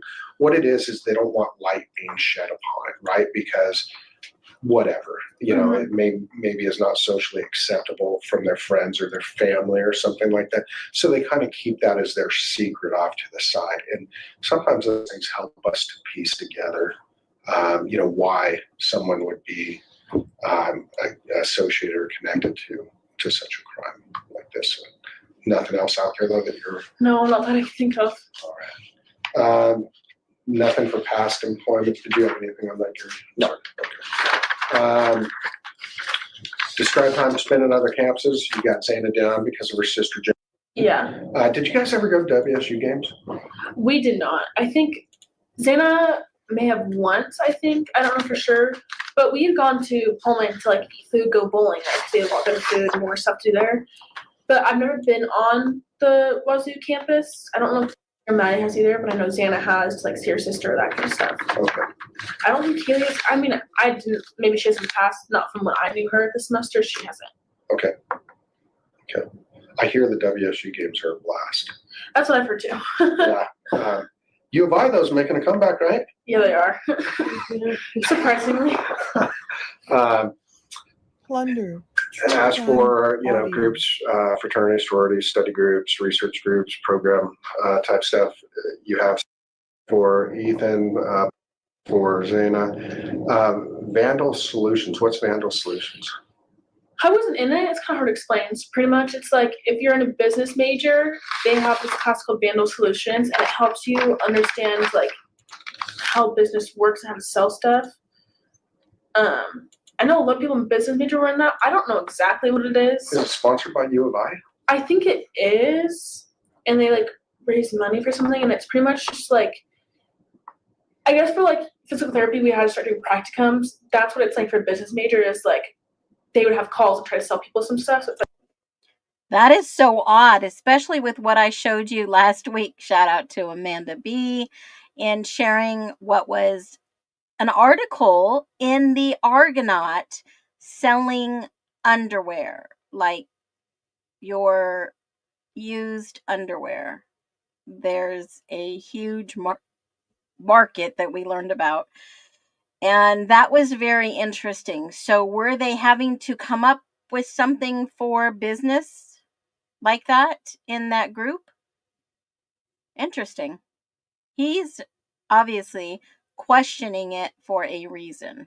Like how to get like in the business world and then helping them get a job later on once they graduate college, like that kind of thing. Yeah, that makes sense. Kind of like your Kagers. It really was actually, yeah, a lot like it.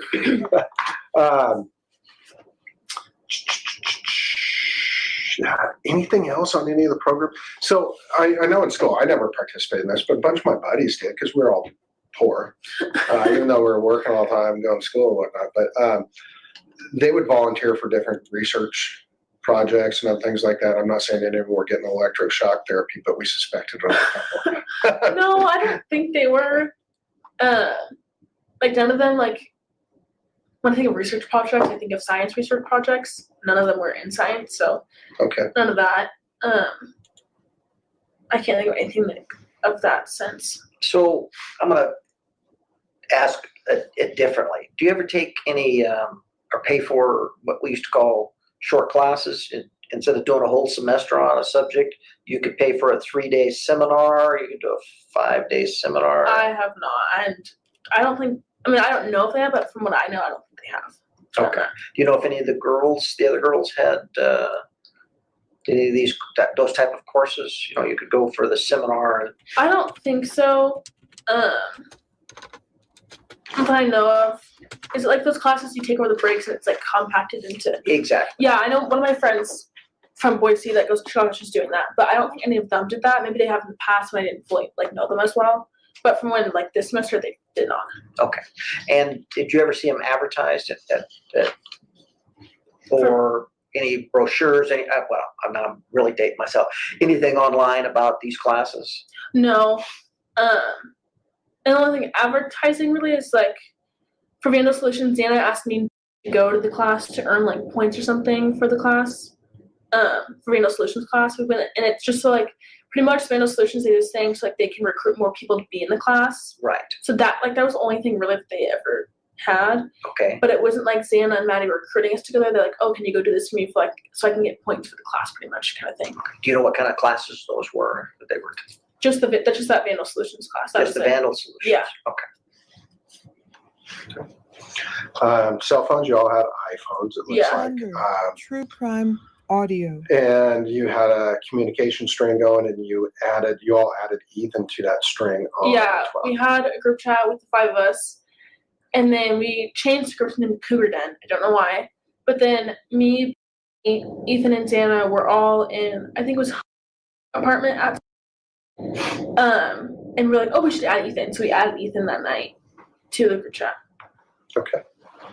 And I'm dating myself here, but we used to just pick up the phone and call people. But with texting and whatnot, I know that texting used to be like really cool. But is that your primary form, or because I understand everyone uses direct messaging now and all kinds of. I kind of switched. Like I use Snapchat and texting. Like sometimes I'll have a conversation with the person on text, and then in the conversation with them on Snapchat. I would say more people use Snapchat. I don't really know why.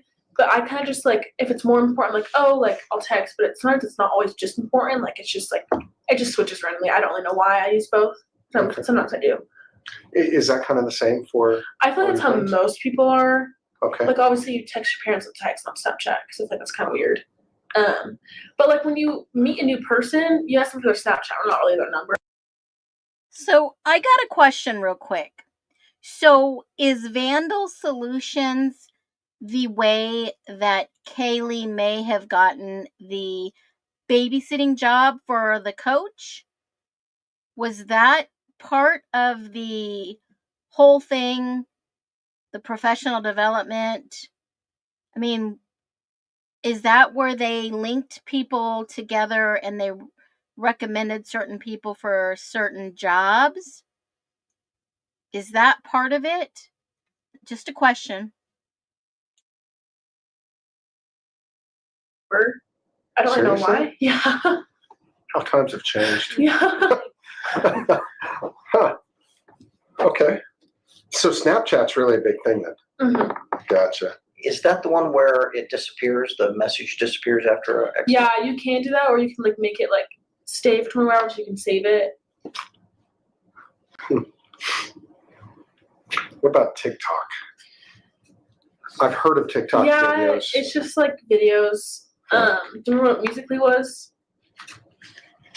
That's pretty much what TikTok is. It's just people posting videos. Like sometimes they'll do like get ready with me, or like dancing videos, or like informational videos. It's just kind of like whatever you want it to be. Okay. Anything else social media wise?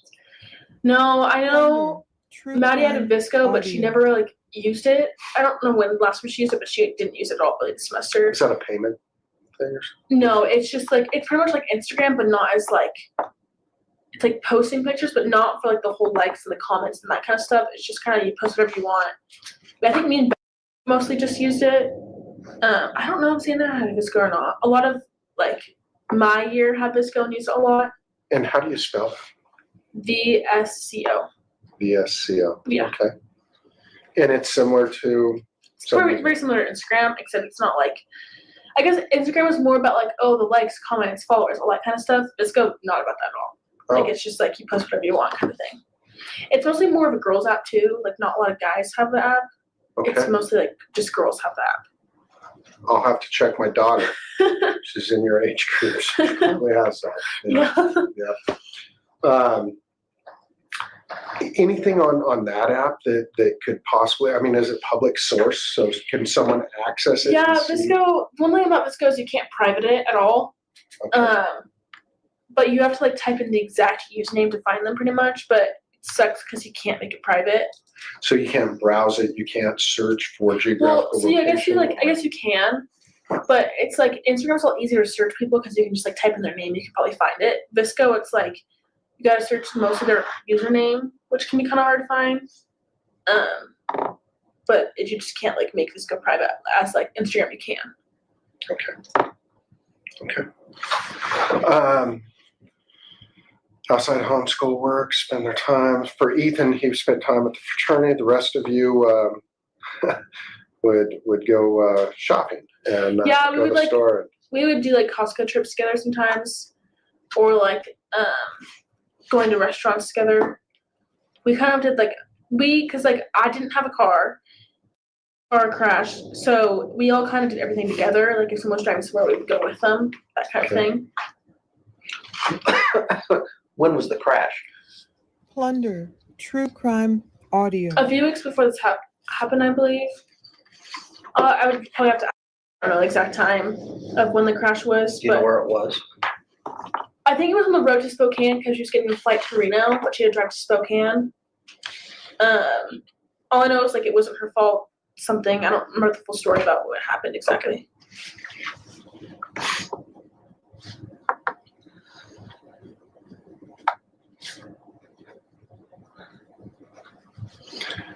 And you list for transportation that everyone had cars. Yeah, so. except for Gotcha. But it sounds like you guys had a way to get around. Yeah. So that's great. We're moving on to the current situation, and we're going to have some additional questions within this spectrum. Okay, so again, if you need to, or this scope question, if you need to take a break or something, let us know, or if you need us back off the questions, let us know. Okay, so in this is the first question is, what do you feel and believe may have contributed to your friend's death? Yeah. And go ahead, elaborate on. Just from what I've heard, and like the autopsies, that Kaylee was the main target. And I remember when me and my were driving home, we had this like weird thing that was Kaylee just because of all the stalking stuff. Like we just thought it was her. And so when I think about it, I'm like, okay, well, Maddie and Kaylee were the only ones who went to the bars. They're obviously very like pretty beautiful girls. People are gonna go up to them. Kaylee and Maddie are both people like they don't care if a guy comes up to them. Like they want them to leave them alone because it's like Kaylee has her boyfriend. I mean, Kaylee is talking. Maddie has her boyfriend. Like they don't really care to talk to other guys right now. And so, like just from looking at the Grub Truck video, like before like y'all knew all of this, just the way like from looking at the Grub Truck, it seemed like even though I know it's not at all, whatever, but it looked like she told him to back off, that kind of thing. And that's kind of how Maddie was. Like if someone's getting too close, she'd tell him to back off. Like she would say it. And so I feel like for like 20-year-old men, like that makes their ego go down, and they kind of get pissed off about that. Because it's like frat boys, I think they have like this huge ego of like whatever, you know. That's just kind of like what I thought about it.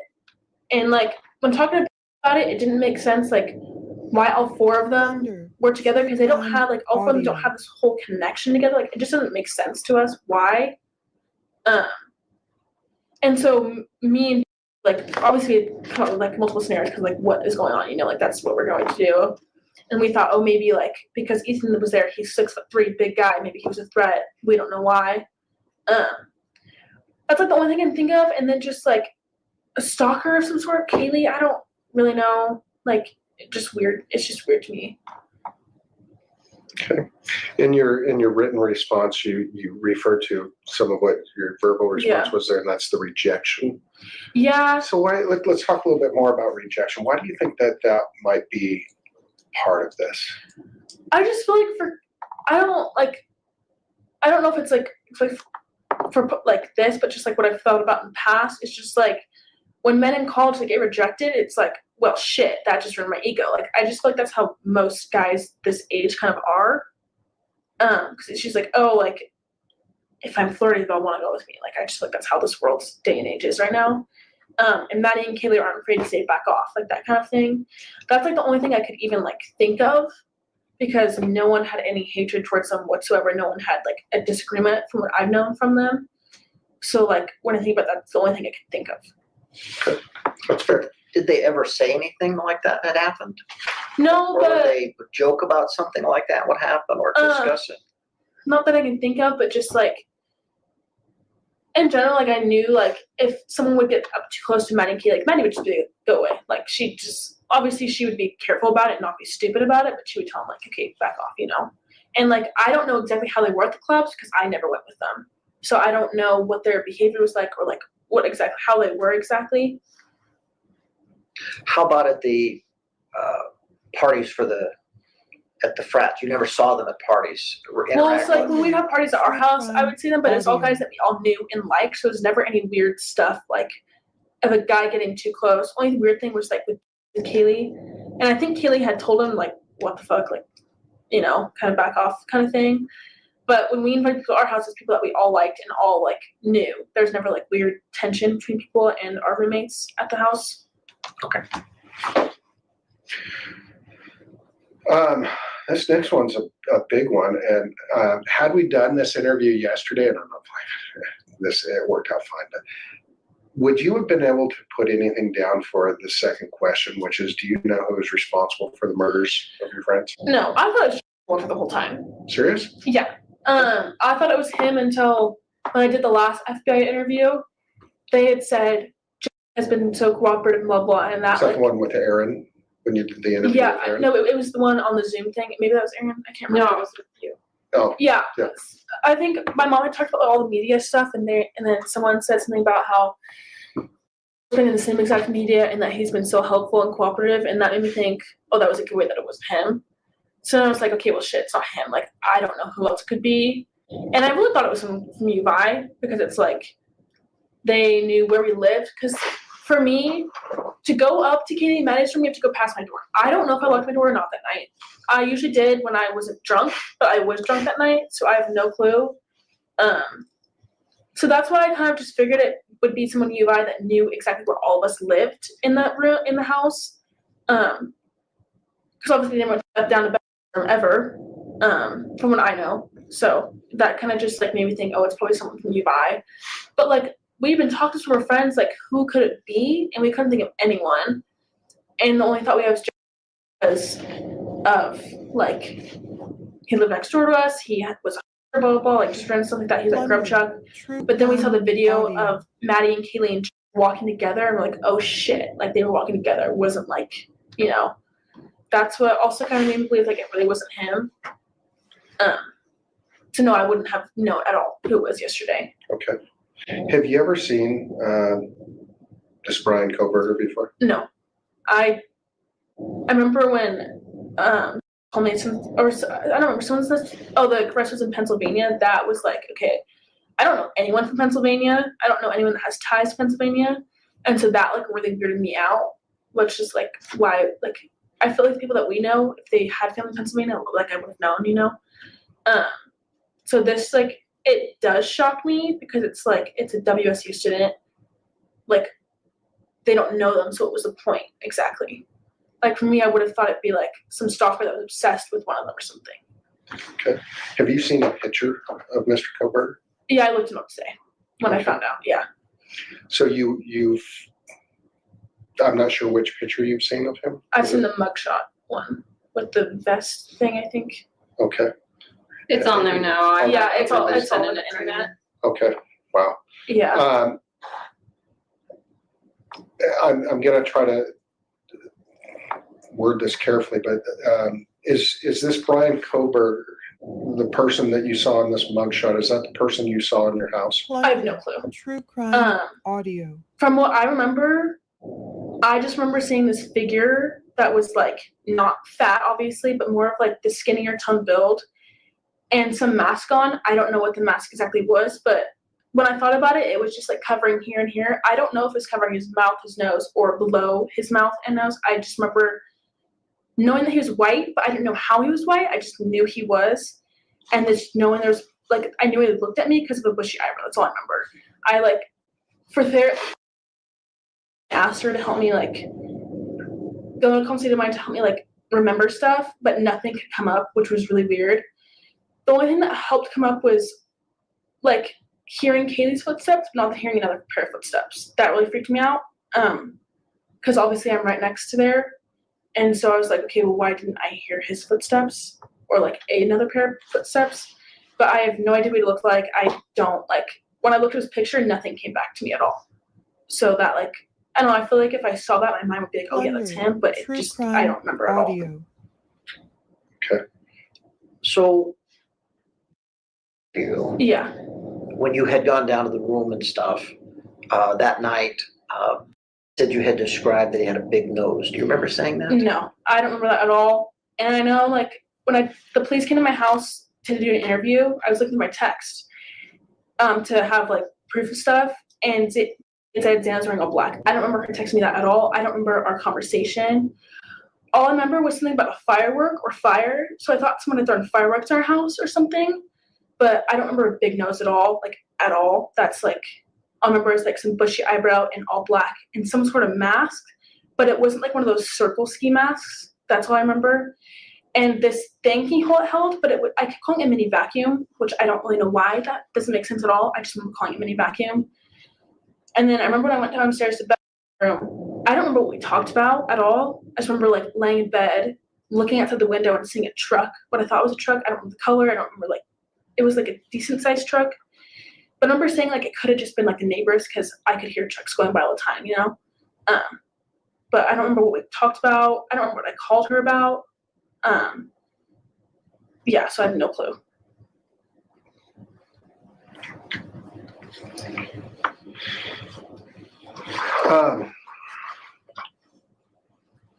How do you feel about Mr. Kohberger being arrested by our team? Yeah. So on the clothing, when you were talking to Aaron, the FBI agent, Yeah. you described it a little bit more. You had a dark or black shirt. Yeah, and like from what I remember, I thought it was ribbed, like the shirt was ribbed, but I don't know for sure if it was. But I just remember everything being all black, and this thing, which I thought was a mini vacuum, and I just thought it was all black. I don't really know for sure if it was actually all black or if that was like real or not real. I just remember like it was just like this figure of all black, and I knew it was a person, but I don't know why I thought it was like a firefighter or something at first, but just because of Bethany something about fireworks, fire, and I just remember like slamming the door shut and saying no, like just slamming it, locking it, and then it said something about just come downstairs, like it's better if we're together. I don't know the exact text, but I have the text, and just like going downstairs because I didn't like. You don't remember the sliding glass door being opened or closed?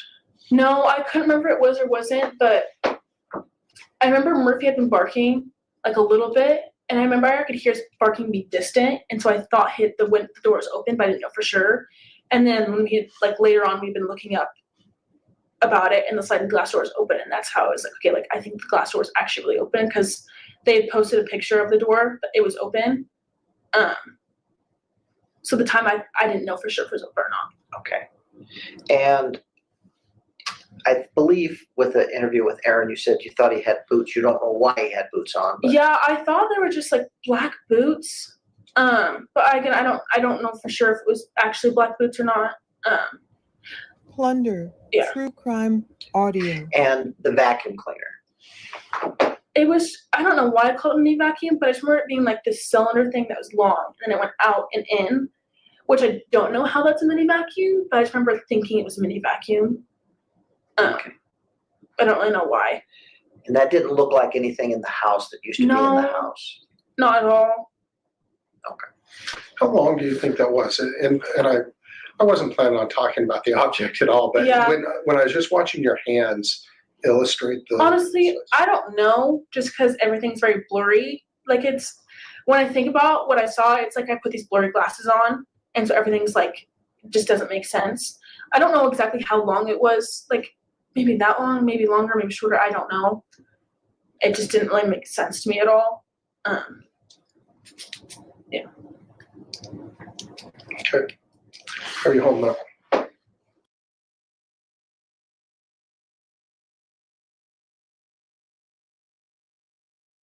Okay, so this interview is almost over, but I want to show you something very quickly before we get done with this interview. Doesn't make a lot of sense. Very confused. I don't know who she's covering for, but I'm going to bring up this old video because I think this is still relevant today. It's about a 6-minute video. Let's listen. And I mean, use your listening skills and your listening ears. Listen to what Hunter Johnson says. Now that we know about the 1330 and the 1320 Linda Lane archives, I want you to listen very closely to what Hunter Johnson says. Pull out the important information here, and you're going to see something that you probably haven't seen before. And if you've seen it, hold it and let's listen.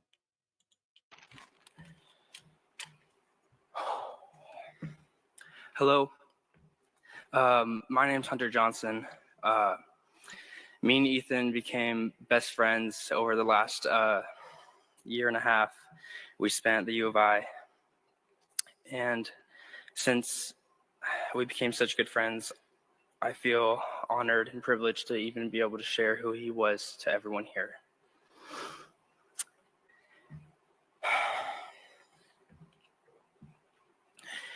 I met Ethan during Fall Rush of last year. And if you don't know what Rush looks like for fraternity guys, it's you're coming in as a freshman and you're walking to 10 different fraternity houses and talking to 100 different guys, trying to understand all of them and see if you fit in with them. And I remember he was the first person I talked to during Rush that year. And I knew immediately that he was someone that I wanted to be friends with and someone I wanted to join my house. My first impression of Ethan was some tall, goofy kid that, you know, looked athletic, and he was, because we played a lot of basketball during that time. We played a lot of basketball. What did Dylan say about the guy she saw that maybe he looked like a basketball player, kind of tall, but not really muscular, kind of athletic? Okay, let's pull this apart. Unfortunately, the basketball wasn't enough to convince him to join my house. So he ended up going to Sigma Chi, but that didn't mean we weren't going to be friends forever. So one thing he told me, because he told me he was going to join Sigma Chi, he said, if I do that, you better not block me and ghost me on anything. And I couldn't believe he said that, because I just knew I wanted to be friends with him for a long time.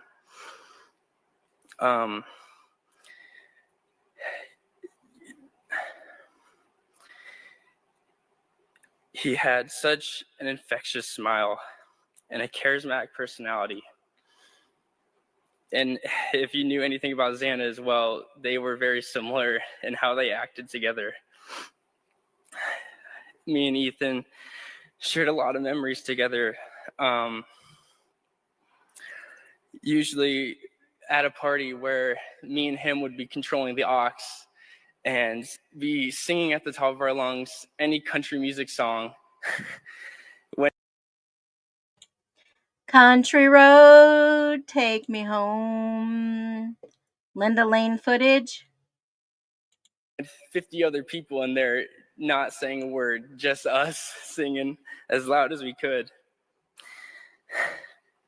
Some of my other favorite memories that I had with Ethan also included Xana, and those were the times we spent on the golf course.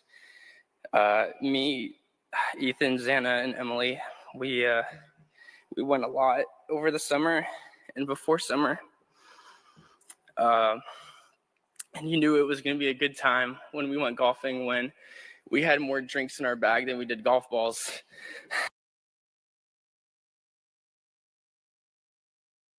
So was drinks in a bag very common? And we usually had to send Xana and Emily to go throughout the forest to look for more golf balls for us because we ended up losing so many. If you knew Ethan, he was never angry about anything. He would never get upset. You couldn't upset him ever. And one time we went to play 18 holes, and he wanted to bet money every hole, $2 every hole. If you won the hole, you got $2. If you tied, you didn't get it. It just turned to $4 the next hole. And I remember he won the first hole. How fast do you think this kid's heart is racing? Holy Mother of God. Like, he's going to pass out. Whooped me, actually, that first hole. And I remember him being so happy, and he was pretty confident going up to the next hole. Unfortunately for Ethan, I ended up winning the next 17 holes.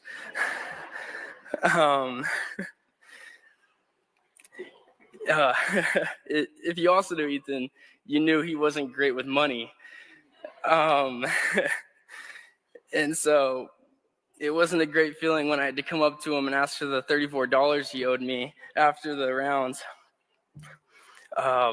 because he would ask me to get him drinks every week. He'd say, "Hunter, I need some Bud Light Limes. Can you go to the store and get me some?" And I was like, "Yeah, Ethan, I'd love to, after you pay me back for the last 2 weeks that I got you Bud Light Limes."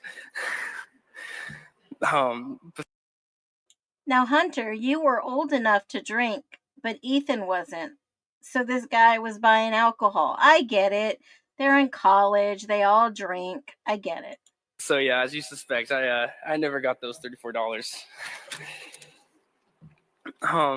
Ethan was always someone you could count on to make you smile and cheer up your mood. Everybody loved him and his beautiful mustache he had. And I feel so lucky to have shared so many great memories with him.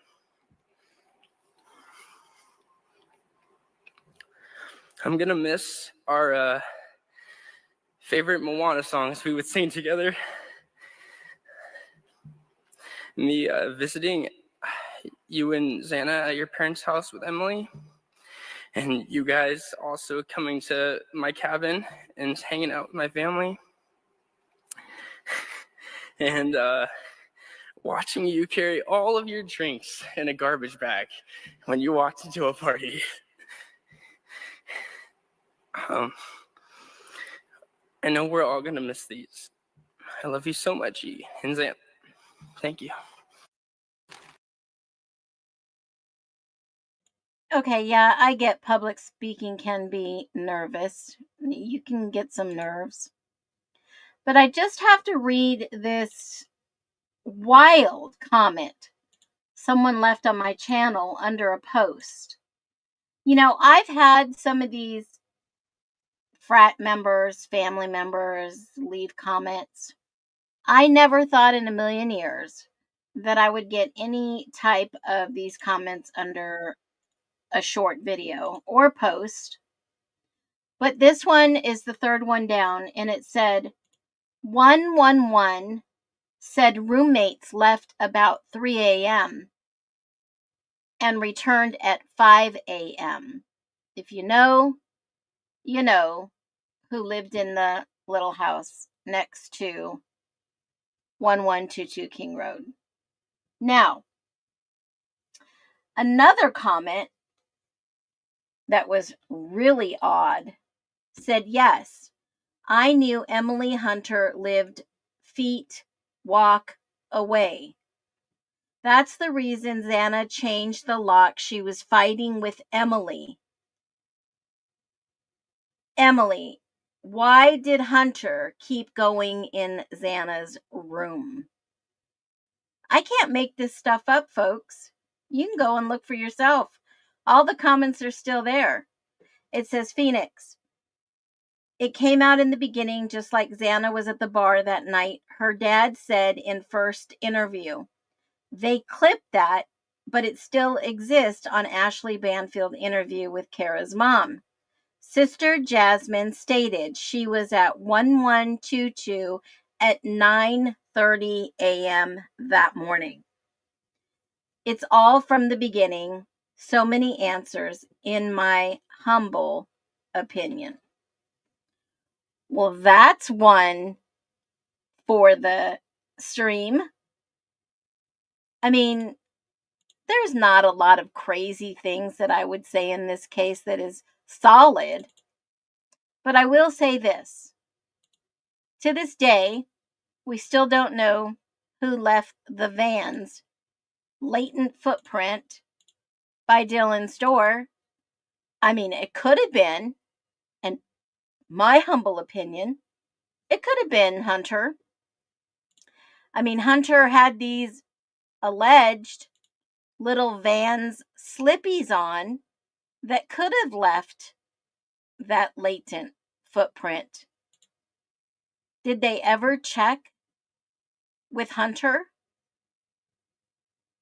I don't know. It's just a thought. But let's do this, allegedly, in my humble opinion. It is public knowledge that Emily Allant and Josie L. lived at 1118 King Road, and you can see that house right from the side of 1122. So, was there some type of crime of passion portion in this case? See, this is where we start asking the question, not who did this, but why was this done? I don't know if we'll ever know, but let's watch the rest of the interview with Dylan, courtesy of Plunder.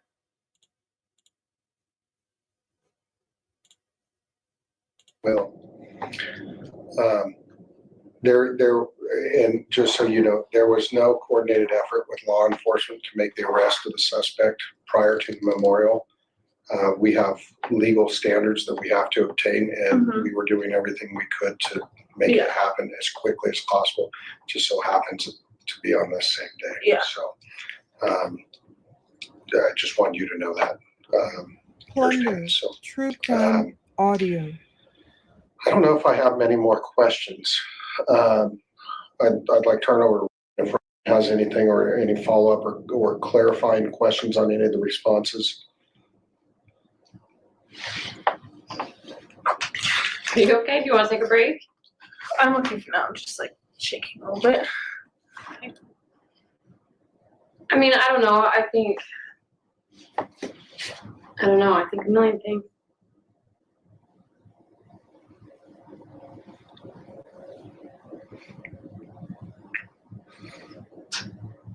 You've been through a lot. You have, and I can't tell you how appreciative we are for all your help in this and thinking through. And there could be a tragic incident where 100 people witness it, Mhm. and there may only be 5 people at best that have even a 90% recollection of what actually happened, even though they're all literally staring at it. So I don't want you to beat yourself up. Don't. I don't want you to second guess what you did or anything else. You have been probably one of the most cooperative people I've ever worked with, in the sense of the Plunder, totality true of crime audio. the interviews after interviews after interviews, submitting your prints, and old Gary here getting you covered in ink, right? Yeah. But we're truly grateful. We're grateful you're still here. All right, because without you and being able to fill in some of these gaps for us, it would have made everything a lot harder for us. So I always like to end it with, is there something that we didn't ask you that we should have asked you that you've wanted to tell us about this incident, no matter what it is? I don't think so. I'm trying to think if there's anything. I don't think there is. I think I've told you like every single thing I can think of. And obviously after I've tried to help come back, bring back some memories, and the only thing I can remember was the footsteps. That was like the only new thing I can remember, which really freaked me out after, because she had like tried to put me in, she just told me like your nervous system will not let you open it up. And I've wanted to and I've tried to, just so if there was anything else, I could give it to you guys so you guys could like figure it out faster. That was like my main thing, was trying to figure it out. But it's like I can't get to it at all. Like my mind won't let me. Okay. So if that does come to you, tell us so that we can have that information. That would be, anything is helpful. Okay. Because we don't know what we don't know. Yeah. Yeah, I don't know if I thought you should ask away. They might not be able to, if you guys want to turn the recorders off or on, but I think. Was there anything that you wanted to clarify or cover on any of the responses to the questions while we're still on record? The only, obviously, the other interviews, anything that she didn't say today were with the other interviews. So you guys know the answers, and obviously I know you're not looking for more, or else I'd say Plunder, you need to tell them that part too, because you said it, but you guys know all that. So if you're not asking specific questions about that, then. No, it's good. I'm going to end audio recording at 12:45 p.m. And that, my friends, is the rest of that interview with Dylan Mortenston. If you want to go watch it, it is on Plunder True Crime.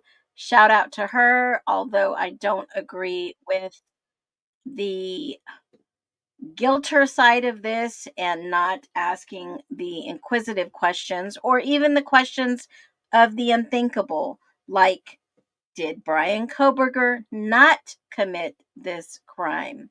I believe that attorney, it was not disclosed who it was, but I can only assume and allege that was Patricia Monroe, her stepmother, which has been made public out there in the magazines. I think that was her stepmom sitting in. Perhaps, if I'm wrong, I'm sure somebody will let us know. A couple of notes that I had in regards to this crime, this interview, is where she says at 23:08, we all take care of one another in a kind of way. And it made me think, well, if you didn't call 911 while your roommates are passed out on the floor and perhaps in the bed, that's not taking care of each other in any type of kind of way. Actually, that's pretty selfish. And without checking on Xana, That's even more selfish. But I digress. It was only 90 days after they all moved in that this happened. The honeymoon was over. OVER. And if there had been some type of argument between Emily, allegedly, and Xana, and Bethany and Dylan were in the middle of all this with all their friends, I could understand a little bit of groveling or the need to change a lock. But accusing Hunter of going into Xana's room, I've seen some outrageous comments left behind on videos, but I think, in my humble opinion, Dylan's statements, that was probably her 6th interview, are probably the most incoherent witness statements I've ever heard. Same as Bethany's. They're all protecting someone. But at this point, it's not what was done, it's who did this. Because we all know that Brian Kohberger is factually innocent. And I explained yesterday, in a nutshell, how by making a cake they came up with the DNA. But then again, they couldn't connect them. And one other thing on this interview that I noticed at 24:59, she says, I don't know their names. I still don't know their names. What? Is she just nervous? I don't know. But we do know the community of the Greek lives, they'll protect their own. And I think that's what we're witnessing. Yes, I believe that was the 6th interview that he says in the beginning, which is odd. And then she did mention in my notes the last guest bedroom. I mean, all these rooms were rented out. Even the one that was rented out that the person didn't live there, but she was on the lease and allegedly still paying money for the room. But folks, this is the real Dylan. All her interviews seem consistent. And why did she even mention the Range Rover with new tires?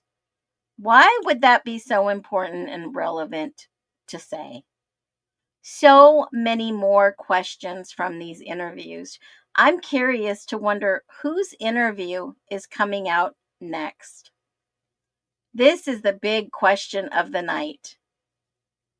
Who would they be covering for? Is it somebody that lives in their area that they're covering for? Or is it someone they're covering for that lives very close to them? Until next time, y'all be well. Hit the thumbs up, drop a ton of love, and we will see you tomorrow, where I am having the first ever round table with our mods, Les, Amanda, and Caleb. So make sure that you tune in tomorrow, and we will see you then. As always, be well. Brian has been essentially convicted in the media. He has a right to have this information withheld, brought out in public, so that people can see it's not this neat little package. So people can start to wonder if Brian's innocent. Your Honor, Brian is innocent. So if I talk about things that are in the affidavit, and if I talk about things that we're seeking that the state wants to hide, I think that's fair game for the public to hear.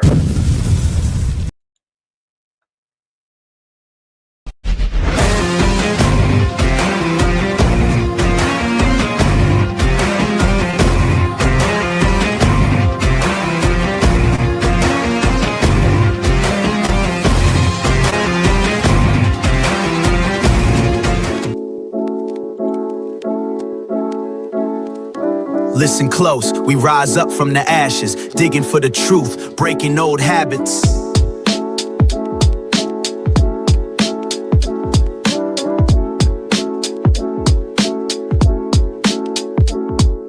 We marching with the nesters, they laid the foundation, passed down revelation, sparked our motivation in a world of facades. We peeling back the layers. Truth is the weapon that cuts through all the fakers. Phonets in our chest, reborn from deception. Eyes wide open, no room for misdirection. Every step we take, we honor the connection between past and present, forging our resurrection.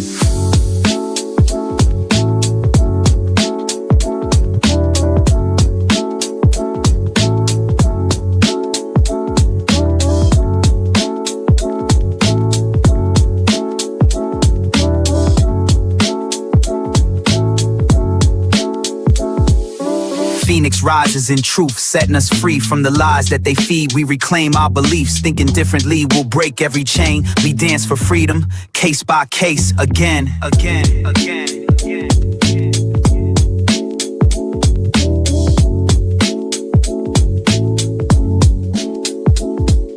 We cultivate vision, planting seeds of awareness, challenge the narrative, break out of the harness, digging deep for knowledge, unearthing the hidden. Our minds are the soil where the future is written, no longer confined by the scripts they prescribe. We write our own story, let the real one subscribe. One voice becomes many, together we rally. Freedom's not a concept, it's a move and a tally.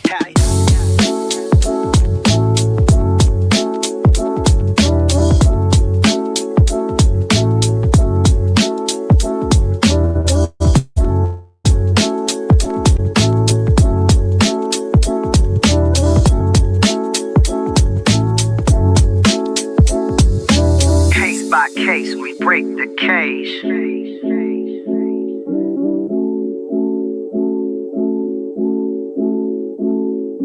Dog by dog, we shift the stage.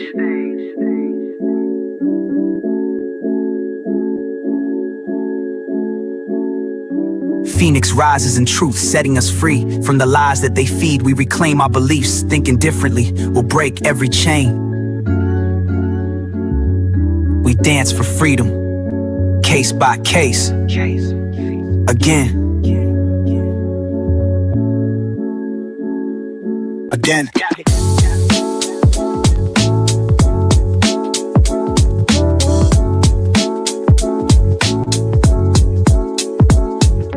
Rise up, speak out, watch the new world breathe.